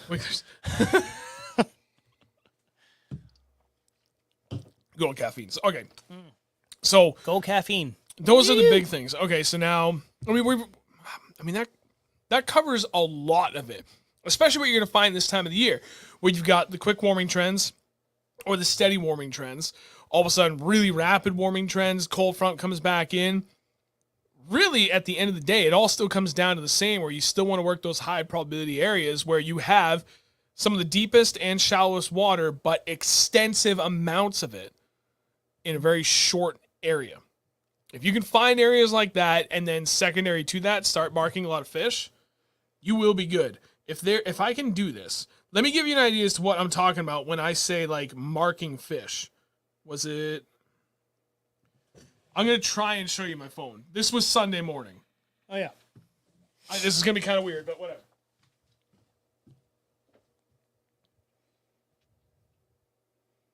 Oh, there you go. Oh, you see all them fish? That's a buttload of perch or crappie. That's not noise on my graph, by the way. That's wind. Is that wind? No. Oh, wait. So not like actual noise, like to your ears, but like... Oh, noise. I see what you're saying on the now. screen itself. Yeah, it's not... Yeah. So you can see, like, all the boomerangs. Hopefully you guys can hear me. You can see all the boomerangs for individual fish, but all this easy is... There you go. Thank you. So, bigger fish. There's some bait fish up here, but the bigger fish down here, the bass, they're feeding underneath it, and they're coming up. That's why the jerk bait was so good.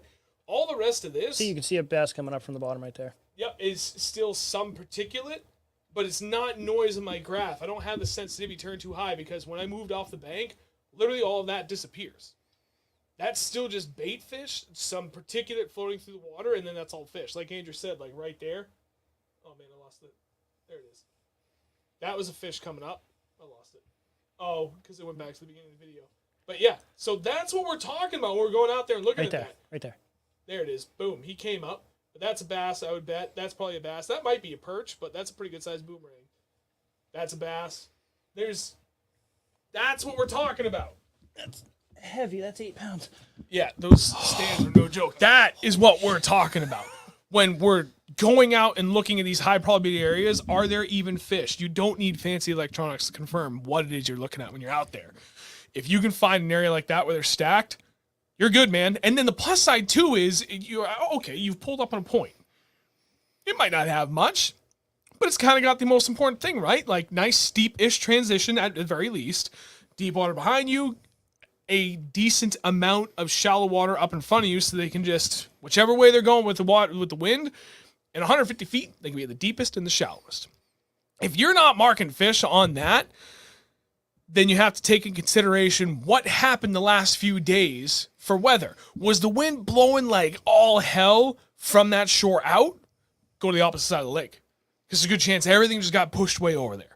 Are any points in between where you are and the opposite side of the lake? Yep, as long as it's mainland points. Maybe you all of a sudden had 3 days of like really, really warm temperature. Get up on top of the bank. They're not down on the bottom anymore. Or you had that one cold snap, back up 50, 60 feet. They might still be relatively close to that bank, but they're like definitely out more open waterish. But they're really not that far away. And the cone on your transducer, especially in shallow water like that, think of it like an ice cream cone, right? As it comes down, it doesn't come down straight. It comes down at an angle like this. But in the shallower water, you have the least amount of space in your cone from your transducer do that to again. see. Do that again with your arms. This is the bottom in deep water of your cone. It's the same cone when you're in shallow water. But you get a lot less to see from it. So just because you don't see them right underneath your boat, okay, well, you're only in 15 feet of water, so you're only seeing, I forget, it depends upon the cone angle that you have, but we'll say you can only see like maybe 5 or 6 feet diameter at the bottom underneath you. So back up a little bit. Keep in mind what the weather was doing the last few days and make your adjustments from there. If you got really warm weather, get up on the bank and literally beat the piss out of the shore. You had the cold snap, back way up, even back up another 100 feet. As long as you have even the most basic 2D sonar like that, that's all you need right now. And as long as you're marking tons of fish like that, you're in the right areas. And then from there, again, okay, pull up your map. And just Navionics on your phone is good enough. Awesome. Okay, we got this one spot, and they're stacked like this on this bank. Well, according to my map, there's multiple spots like this here. So if I don't get bit right here, maybe they're just not ready right here. Maybe this is kind of a holding pattern area, which we've run into that plenty of times. Or, there's too much forage. So trying to get an artificial through there, the bass are like, yeah, no, there's like too much like good, easy meals right here, right now. For whatever reason, maybe the bait fish are a little more lethargic. Okay, not a problem. You've already identified 2, 3, 4, 5 more spots identical to that one. Go check those. We've run into that before, though, literally fishing schools of bait where they just won't eat it because there's already enough bait in front of them that they just don't eat chatterbait, they don't eat jerkbait, they don't eat anything. Yeah. Let's turn it back to the stream really quick. Dave, stream works great on phone, but this week doesn't play on my 1080 TV. That's strange. Sorry about that. Ronald, my friend has been killing it with a Texas rig and rat in Rhode Island at night because of work. Water about 25 degrees warmer than air might be why. Yes and no. It's just likely that his water temp is at like the right water temp right now. Like he's probably already fishing in like mid 50s, probably even upper 50 degree water temp. Probably, and that's that's when the night bite really starts to go off. One thing I think a lot of people underestimate, and I only say that because like I know we did for years, is just how aggressive bigger fish and aggressive fish will be in wanting to move up and feed aggressively at night. I know I used aggressive 3 times in one sentence with 3 different meanings, but it's spot on. Didn't even catch that. And especially this early in the year, like it's one thing we've really learned a lot from the swim bait community is like these bigger, aggressive or more aggressive feeding fish will become even more aggressive when you get that little bit of a warming trend and they move up mega shallow at night, and they kind of stay shallower a lot more often and a lot, shallower than most people are willing to give them credit for. That's my take on that. Hey, Crank and Tanks, what's up, buddy? Cone diameter is 1/3 of the depth you're in. It does depend upon the angle of the deucer that you're using. There's a little more to it, but yeah, essentially you're on. South Jersey, Ron, usually in the spring you can get some great nighttime bites. I don't know the exact reason, but bass love to feed at night. When the water is warm enough, the bluegill will eat bugs at night and get eaten. Yeah, that's, as South Jersey is saying, I mean, really the big thing it comes down to is you find the forage, you find the bait fish, you find the big fish. So if you've got a bunch of bait fish that are still staying up there really shallow, there's bait fish. There's big fish. Every time. I say it all the time. Yeah. So, there's that to consider. Dan texted us. Dan, I'll get to your message shortly. I promise. It's a lot of texts. Oh yeah, it's gonna be 60 and rain tomorrow, which really isn't that bad. No, that's good. Yeah. That's good. Let's talk about color and lighting conditions and water clarity. This time of the year, that works no matter what. Oh yeah. Go ahead, elaborate. I'm gonna go upstairs and get a drink. Talk about different colors, different water conditions. You know. Yeah. You know. Black and blue spider jig will work literally all year long, no matter what. You can't switching the color up in like super gin clear water in the middle of the summer I would do that. You could still get away with this, but I would definitely move towards more of like a green pumpkin or cinnamon or like a smoke color if you're going for smallies. But it being right now, super clear water for jerkbaits and even jigs, I'd still stay black. But the jerkbaits, I would go with more of a clear color, something super reflective. They actually have, I think Rapala has one that actually has a film rolled inside that's almost like a mirror, and that it just reflects so much light. Things are crazy. The Vision one, I don't even think he has a Vision. Oh, there's one right here. I can't show you guys. That's the giveaway. Super stained water right now, or really any time.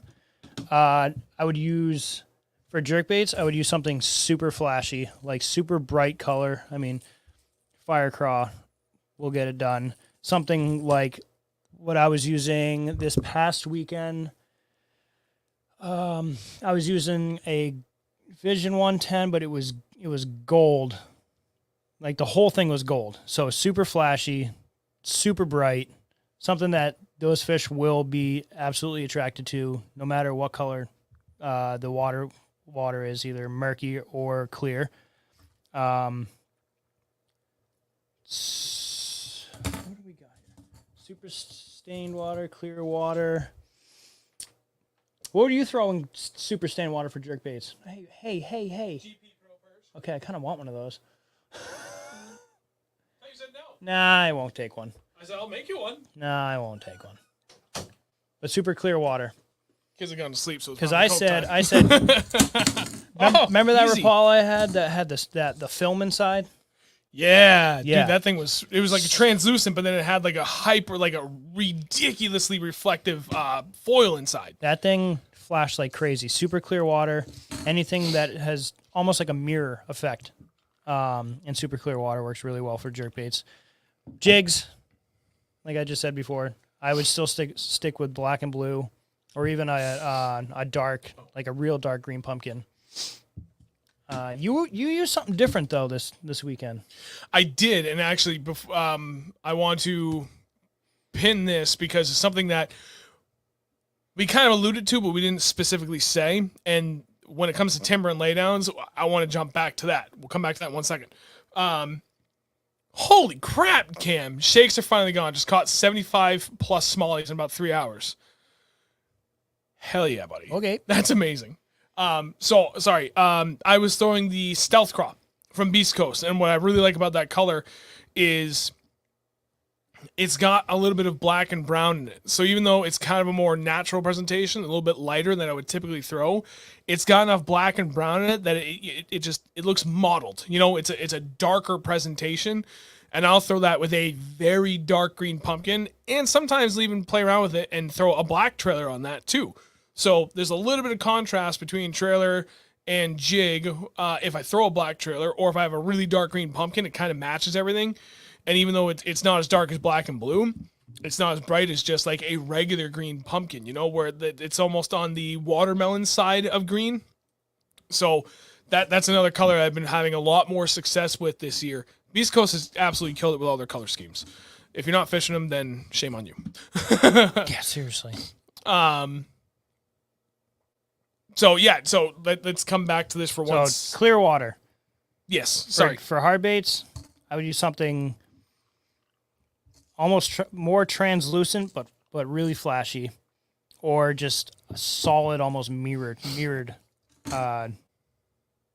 color. I think I have a couple more jerk baits behind the jigs. You can get away with black and blue in almost any clarity of water. That's all I got. Yeah, that'll work. That right there. See how that's actually, it's like mirrored. That's going to grab sunlight and throw it in all directions. That'll attract the bass. More super stained water. Something one solid color. I don't think you have anything down here like really bright, like chartreuse, straight chartreuse. Yeah, I guess that always works. This works. Is that the Eleggy Bone, or is that the? I think this is Eleggy Bone. Okay. I always forget the name of this thing. Sure. I keep forgetting what the hell that color is, but it's got dark stripe on the back and then a nice chartreuse stripe on the belly. So it's got quite good contrast. It actually works really good in both clear and stained water. That's kind of like a best of both worlds. Kind of like super stained water. Yep. It's just something super solid color, orange, gold. Something more natural, like dark greens, like this. This is a Lucky Craft, and it's kind of like a hybrid between a perch and a bluegill. For Mega Bass, they have the GP Pro Perch, which is like a very, very dark, but also somewhat translucent perch. Mm-hmm. It's almost like a greenish black. Like it's and almost brown too. The orange is so dark. Right. That's what's killing them on this past weekend. And on clear lakes, when it's super windy, when the bottom's kind of getting churned up, I go to something more natural, more of a solid natural color. Eleggy Bone. Thank you. Like that right there. Yep. That's nice because it's like natural, but it's on the darker side of natural. Right. Whereas like Mega Bass has one kind of along that same lines. They have like, I don't even know how many different colors of perch, but they have another perch pattern that's kind of like that, where it's not translucent, but it has a glossy finish, but it's a little brighter than that. It's a brighter perch pattern to it. Whereas that seems like it's almost got a little bit more black sprayed over everything. That? Yeah. Yeah, it's super dark. Yep. But that's why brown, not black. That's why I would use that on like a clear water lake where everything's getting kind of blown up by a lot of wind. Yep. Did you cover everything for colors while I was gone? Was that the last of it? Colors, kind of not really, just kind of like what I would throw if I was in situations with super stained water or super clear water. Okay, but that goes in. I mean, we've talked about that a lot too. Also, if you're looking for something specifically on jerk baits, go to our website, 603bass.com. Go to the blogs. David Roy, any bass addict on here, wrote an absolutely phenomenal guest blog all about jerk baits. So if that's something that you're trying to learn more about, I'm not just saying this because it's on our website. There's a reason why I asked David specifically to write this. The dude is a master when it comes to jerk baits. He knows it inside out because that's one of his passions. Aside from big swim baits, the dude knows jerk baits inside and out. We had him on here for the stream where we did something where we really only talked about jerk baits.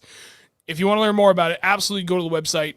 Take a look at that. John, I think you're right. We were talking about GG Perch. South Jersey, yes, we absolutely recommend those World Minnow. Yes, those. Ronald, no, I'm not close to Seabrook. I'm west of Nashua, New Hampshire, but kind of close. We're literally in the bottom center of the state. Yeah, pretty much. So now flipping back to the comment we've had pinned for the last few minutes here from John, can't forget about flipping laydowns.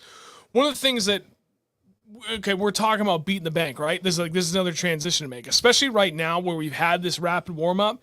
Now we're going to have a few days of kind of cooling rain, and it might and most likely will pull a lot of these fish back.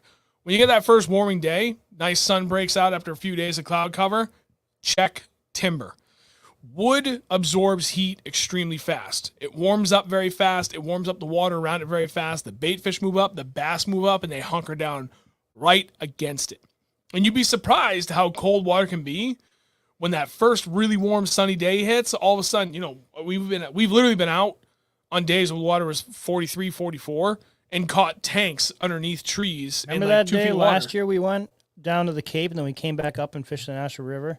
Yeah, water was caught a 4-6 underneath the branch in like 3 feet of water. Literally all of our fish came out of 3 feet of water and the water was like 42 degrees. Yeah. But it was a sunny day. It was windy, but it was a sunny day. So had it not been windy, you would have felt the UV. Like it was, again, those first early couple of days where like you're in the sun, you're like, oh, I can actually feel it now. Oh my God, it feels so good. Yeah, it was one of those days. So like that timber warms up fast, and those fish gravitate towards it like crazy.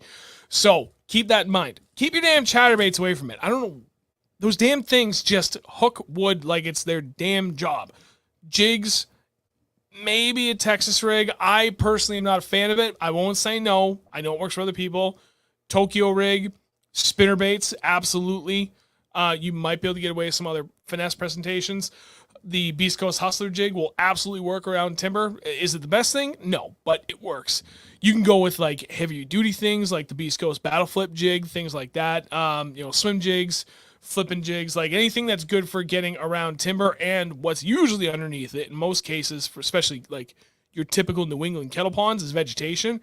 So football jig, unless you know it's like completely clean and clear underneath it, I wouldn't recommend it. Arky, swim, flip, things like that. Those are great jigs to be throwing around that.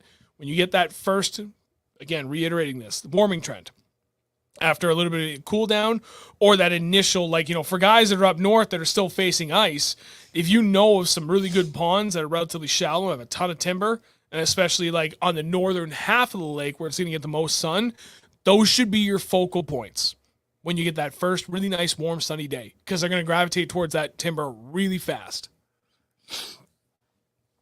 South Jersey, those FX 110s and pumpkin seed are money. Such good color. Oh yeah, no, those are phenomenal baits. Lisa, hang on, I gotta hide. There we go. Lisa, thank you for all the info once again. Getting a kayak wet in 2 new lakes for me next week. Nice. You're very welcome. Get it. Throw that jerkbait you just won. Absolutely. I will get that in the mail probably tomorrow. I'll talk to the wife and see if she can get in the mail. I wonder if that'll fit in a regular envelope. Yeah, of course it will. I don't see why not.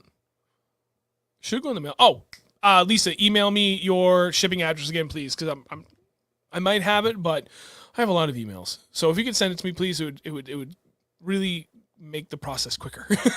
603bass@gmail.com. Let me know your shipping address, please. I'll get this in the mail. Well, my lovely wife will get this in the mail for me tomorrow because she's amazing. Thanks, Chrissy. And you'll probably have this Saturday, I'm thinking. That's probably how it'll go. 4x6 padded envelope. There we go. Oh, you have some? Don't you have some right there? Padded? Ooh, they're kind of big. I don't think I have any smaller padded envelopes. First class mail would be like $3. Yeah, this is what it is. We'll make it work. Should probably get one at the post office. Just be like, here, ship this to this address.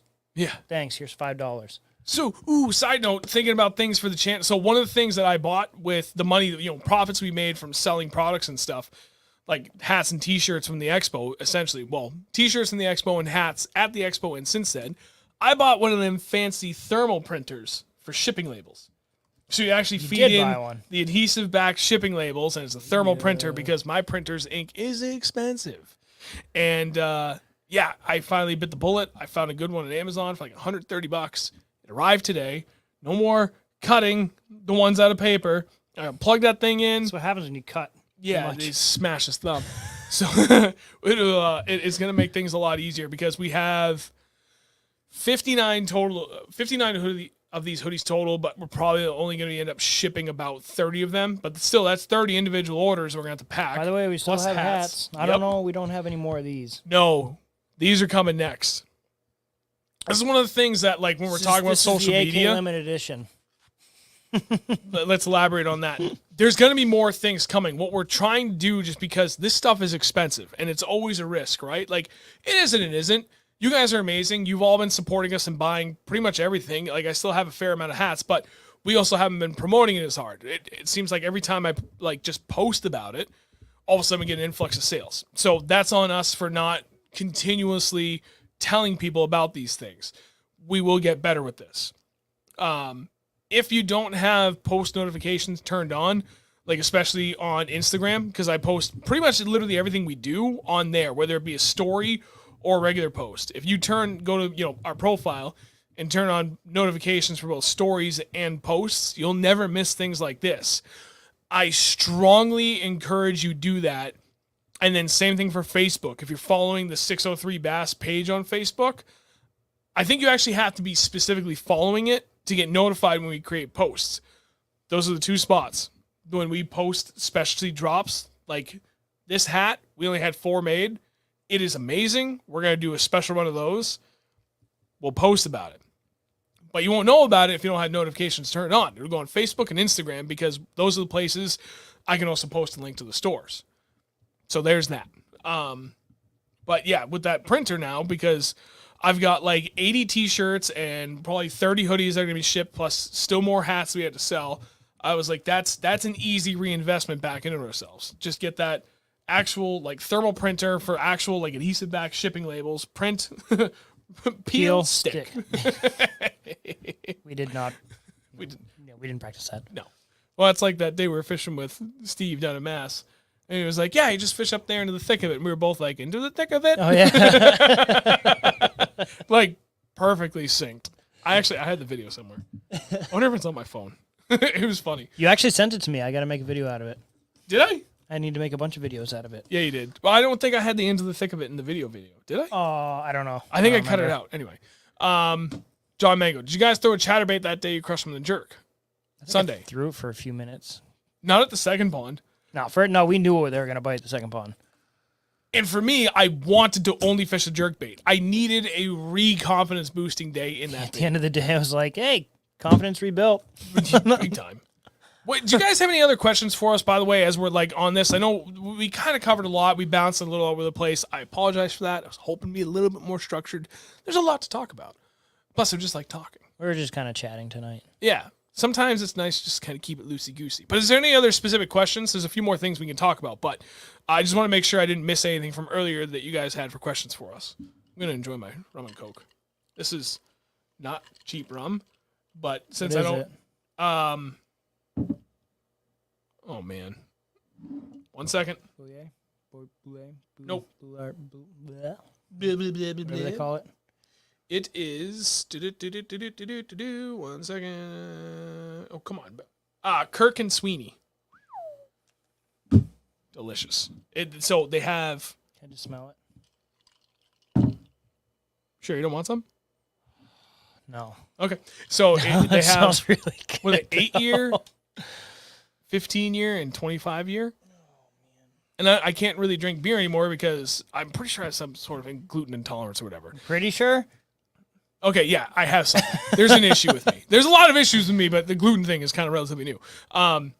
So my dad made me one of these. I've never liked liquor before in my life, but he was like, you should try this. It's just rum and Coke, but it's a very specific rum.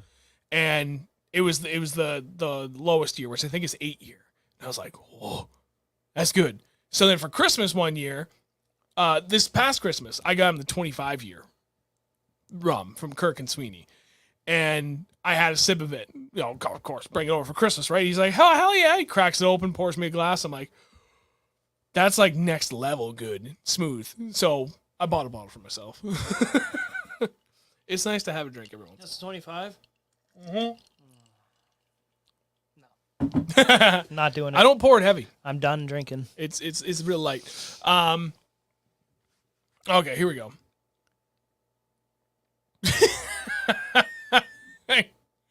Let me pin this. From any bass addict, why do you hate purple baits? I don't. I don't know why. I just have a weird thing with confidence with them, but it's growing. Do you hate purple baits, or is that just me? I don't hate them. I don't. I don't They're different. hate them. I just... Man, that's good. I don't need them. Yeah, well, then there's that. Like, black and blue works. So actually, this plays in perfectly to what I want to do this year. It's funny, actually. The first time I threw a purple jig, I lost a 5-pounder around it, wrapped around a rock, and broke me off, and then jumped about 4 feet from my boat. And I've never tied on another purple jig before. Was that the day? That was the same day. You were in your boat. I was in mine. That was the night that you think you lost the 8 on the rat. That was that same day. I'm really sorry for bringing that back up, but that was that same day. Mm-hmm. Hello, darkness, my old friend. Sorry. I think I don't know how big that fish was, but it was well over 8, 7. It was well over my PB. Well over. Tank. All right. Still. Cam, my stupid jerkbait rod broke today. Fished it with it 3 times and it broke when I hooked the fish. You don't hook set hard at the jerkbait. It's just kind of sweep, but the thing broke. That's a manufacturing defect. That sucks, dude. Sorry, man. Alec, unrelated to the topic, but curious what you run for setting on your down scan and low rants. Still trying to fine tune mine. I don't know off the top of my head. All I know is that I spent many days going over this until I got to a point where I don't have to finagle with it, whether I'm fishing in 5 feet of water or 55 feet of water. I should continue to finagle with it as I get into deeper water. I just haven't yet. That's going to change this year. We can see. Well, yeah. Now you have more of an understanding with your job of what you're looking at. Yeah. So I should be able to maximize what we have, even from something as basic as just downscan. Mm-hmm. So there's that, and that also plays into coming back to the purple baits thing from David. That's one of the things I really want to work on this year. Is I don't want to learn anything new per se, not new techniques. I want to expand on my confidence approaches. So jigs. I fish a ton of different colors, but I feel like I can continue to go further with this for additional skirt colors, additional tweaks to the baits that I use, adding like little color accents to my trailers, like things like that. And then again, continuing on with like not just settling for, yep, I've got my graphs tuned to work just for everything. But depending on different conditions and depths, I should be tweaking it to get the absolute most of it. Because using it in 5 feet of water, I should be totally different setup from how I'm fishing it in like 65 feet of water. So that's like that next level of what I want to do this year to help better take advantage of all the tools and knowledge that I have to hopefully get to that next level of what I do.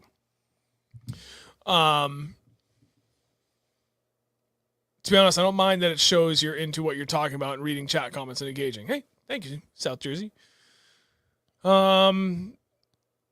Oh yeah, John Mango. Yeah, I can't come down. Not Easter Sunday, so I won't be around. But I don't know. Maybe you could come up towards my way Saturday and Jesus and stuff. We'll meet up. Yeah, my just kidding. Family's into all that. We gotta do the whole dinner and everything. Dad's like, you coming to dinner? No. When was the last time you went to church? Get fucked. Brian. Oh, here we go. Any tips for targeting bass on rivers versus lakes this time of the year? Current breaks. I think that's pretty much it, right? I think, yeah, I mean, yeah, really. Or like back cuts on the rivers. Yeah. Definitely work up inside those shallow flats on those oxbows. Oxbows. Yep. Get up in there and fish the shallows in the oxbows. There should be, the bigger largies should be pushed up in there. Yep. Get out of the currents. Fish the mouths of those openings to shallow water too. There is a spot. That's all I'm going to say. All I know is that there is one spot that is absolutely fire in the spring. And like right now. Did we fish it? I don't think I've ever actually taken you to this spot. Is that where all the carp are jumping? Nope. And we cut that guy off and caught a 3.5 in front of him while he was in a tournament? Nope. I've never taken this spot. The last time I fished this spot was before you and I fished on a regular basis. Really? Because I was still working in Hollis. Oh, Jesus. Yeah. It was a long time ago. Like 17 jobs ago. Yeah. Shut up. Sorry. Go Dan. Purple rain, purple rain. What did South Jersey? I like purple accents and baits, but not fully purple. Only thing I throw that's similar is the Robo Worms and Tequila Sunrise and Jelly Worm Black Grape. Those are both really good colors. Fully purple seems excessive. Wholeheartedly agree. Well, what's that purple shit that they throw down in Florida? That's a little different. I don't know what the hell that color is. I don't remember. Junebug. Yes, thank you. I know what you're talking about. It was like it's a purple and blue lemon almost. Yeah. Yep. I'll throw that. I used to throw that a ton when I was like really first like learning and like trying different colors. I was like, that looks fun. It works. It does. Yeah, see Mike right there, Junebug. Yeah, Junebug. What did Alex say? That's the fine tune I'm looking for. Something where I don't necessarily have to change when depth changes. So I have that, and it works great. But I know I can take it to another level. So that's what I want to do with my graph this year. And now I have the knowledge base to really understand it. Like I always knew what settings to change to like fine tune it one way or the other, but I didn't really understand the full technical detail and background of what exactly I was changing, how it changes it, and why it changes it, and like why it all matters. I learned that all this week in my first 3 days. I'll give credit to myself. I learned very, very fast. And it helps that I already have a basic understanding of how transducers work, that it makes reading the technical data very, very easy for me to understand because I already understand, like, okay, all the technical data, I already understand the practical side of it for what it does. So, everything clicked immediately. So, it's something that we will talk more about later this year. I would love to get Steve at Bass Fishing Electronics back on at one point to talk about electronics again, because he's a whole wealth of knowledge, and now I feel like I'll be able to actually have something to talk about. And then it also gives us a few months where Andrew and I together can continue to tweak the graphs and like get the most out of it for different conditions. Like if we're in a straight up like mud bottom, like veggies everywhere, I guarantee there's a better setting we can do to really take advantage of that. 100%. Versus your typical New England glacial lake, where it's all just like sand and granite. So I feel like if we need to tweak anything, don't even really need to, because it kind of already does it by itself. It does a good job of showing different bottom comp. Is the 360. Yep. And being able to really fine tune and be able to see what's in those rock piles, if that's possible. We can. Probably And now I understand what to do I think I can maximize that. So basically what Brandon Polnick, pro angler, windshield wiper, was doing, right, windshield wiper and different settings where like he, not quite live, but it's literally almost like this speed for how fast it's going. And he'll take it, instead of being the full 360, he'll narrow his window where he only sees this much. So it's almost like forward facing cone size and shape. And it wipes left, right, but at a pretty fast speed. So if you know what you're looking for and you got your settings just right, you can see fish with a practiced eye. It's nowhere near live sonar. No. I will make that very, very clear. You see like a white dot. Yep. But if you know what to look for with a practiced eye, you can make it work like that. Like if you're fishing shallower structure, say like a tree or an individual boulder, you will be able to tell if there's a fish on it if it's moving around. So there's that. Bryson, thank you, buddy. Hoodies look damn good. Thanks. Real fancy. Crank and Tanks, can you all talk about hair jigs? No. And not because I don't want to, but because it's something we don't really fish a ton of. I started dabbling. I mean, really, this is the extent of our hair jigs, the Beast Coast Hustler Hybrid Finesse. If we get our big smallmouth guest on, he knows a lot about hair jigs. Smallmouth? Yeah. Okay. I said if we get him on. When we get him on. When. He said yes. We do have a very big guest we would like to have on soon. I've just been slacking hard. Not slacking. I've had a lot going on in life. It's hard to keep up with everything 100% of the time.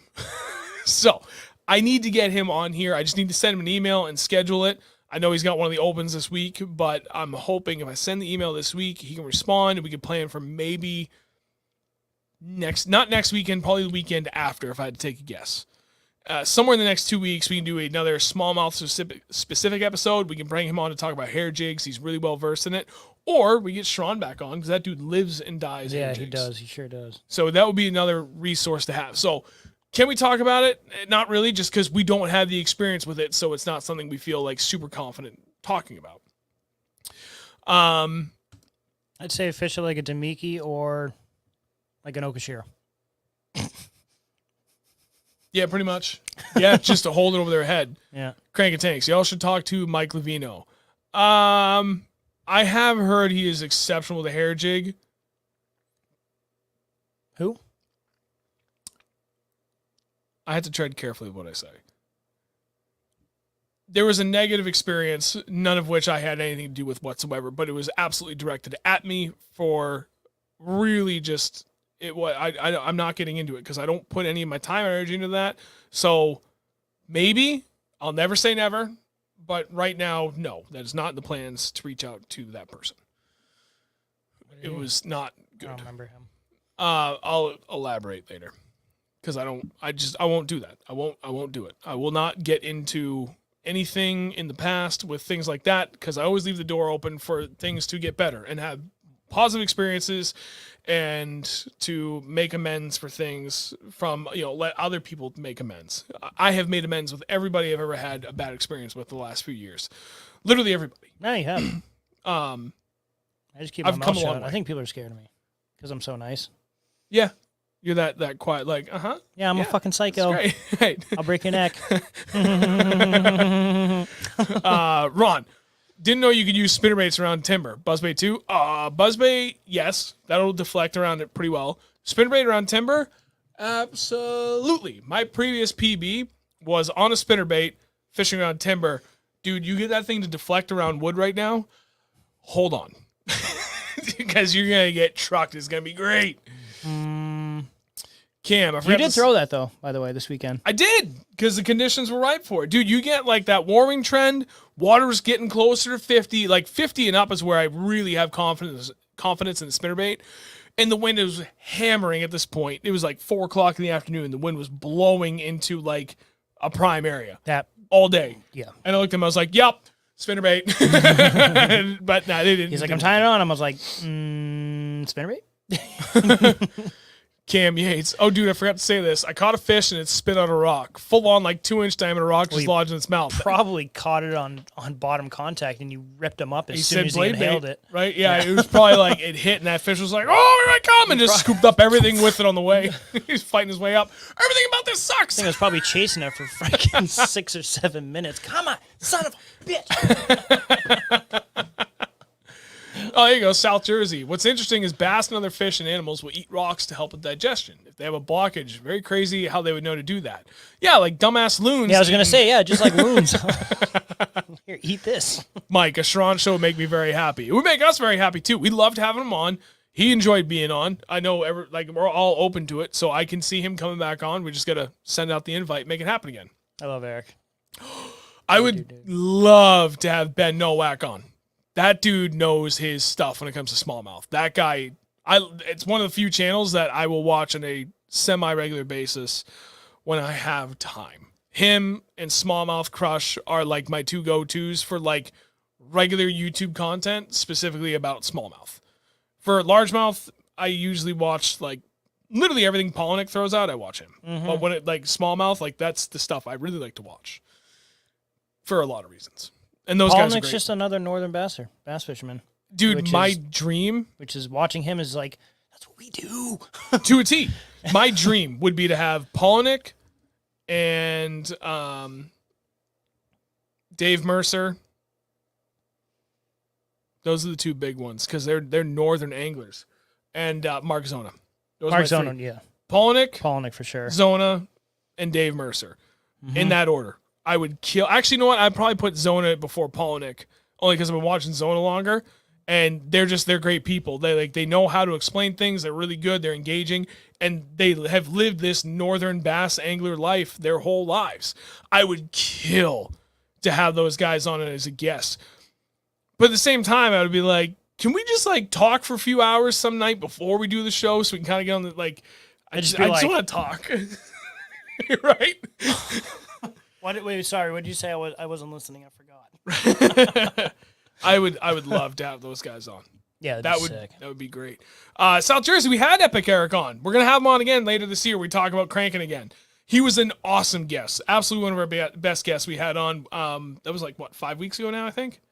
Epic Eric was awesome. He enjoyed himself. We enjoyed him. Stream. We'll have him back on. Dude's awesome.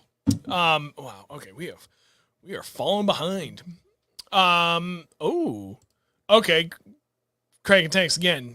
What's y'all's experience with Alewife Lakes and pre-spawn? That much. I've been on Candlewood Lake. That's his. None. I've been on Candlewood once, and I wouldn't even consider it pre-spawn. Water's still only like 45, 46. And we've been, that's it. One time, so really can't speak to it. I wish, I don't even want to say anything. That one experience I had out there was great, but I really think it had nothing to do with the Alewife specifically. It was just that time of the year, the water temp, the way they were holding up to everything, it worked out great. All right, that was that. Zona said, yeah, Cam, I saw your pic. I'll get to it in a second. Yeah, David, I just want to hang out with Zona in the worst way too. Him and Polnick are highest on my list of people in the fishing industry that I would love to meet. Mm-hmm.